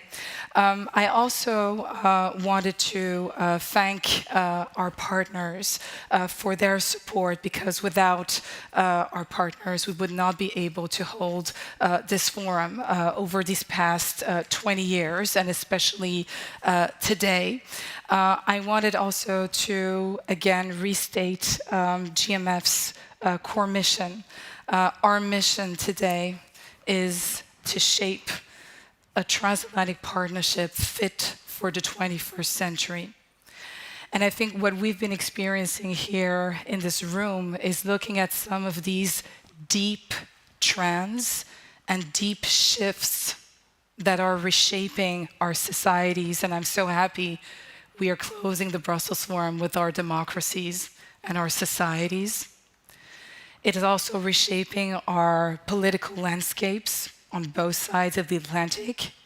And simultaneously, our societies and our countries are being reshaped by the broader power politics dynamics of the international scene. And I think what makes these conversations meaningful, tricky, challenging, and also extremely interesting is that all of this is happening at the same time. And so both the US and Europe have to deal with the internal shifts, but also adapt to the global dynamics as well. And so that's why we need to continue to have these conversations in the weeks, the months, and in the years to come, and hopefully have you again and again taking part in many of our convening. I want to close by thanking our founding partners, the government of Belgium, ExxonMobil, McKinsey, as well as our forum partners, including Google, Open Society Foundations, Microsoft, Qualcomm. Your support, again, has been critical. And of course, I want to thank my team, who has been just incredible. Without them, without Louise, without also Bain Ennis, who has been taking care of the decorum, of the lights, of everything, so we could be comfortable and have the perfect scene, the perfect environment to have this safe space and this interesting format to have this conversation. Without the coalition of the willing and of the able of many of our folks here, we would not have been able to meet for this 20th edition of Brussels Forum. So please applaud them very warmly. Thank you.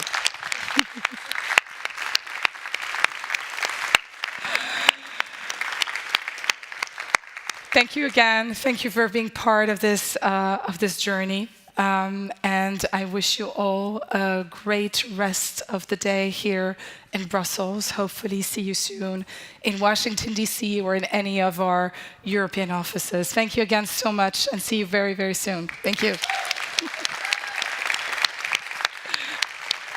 Thank you.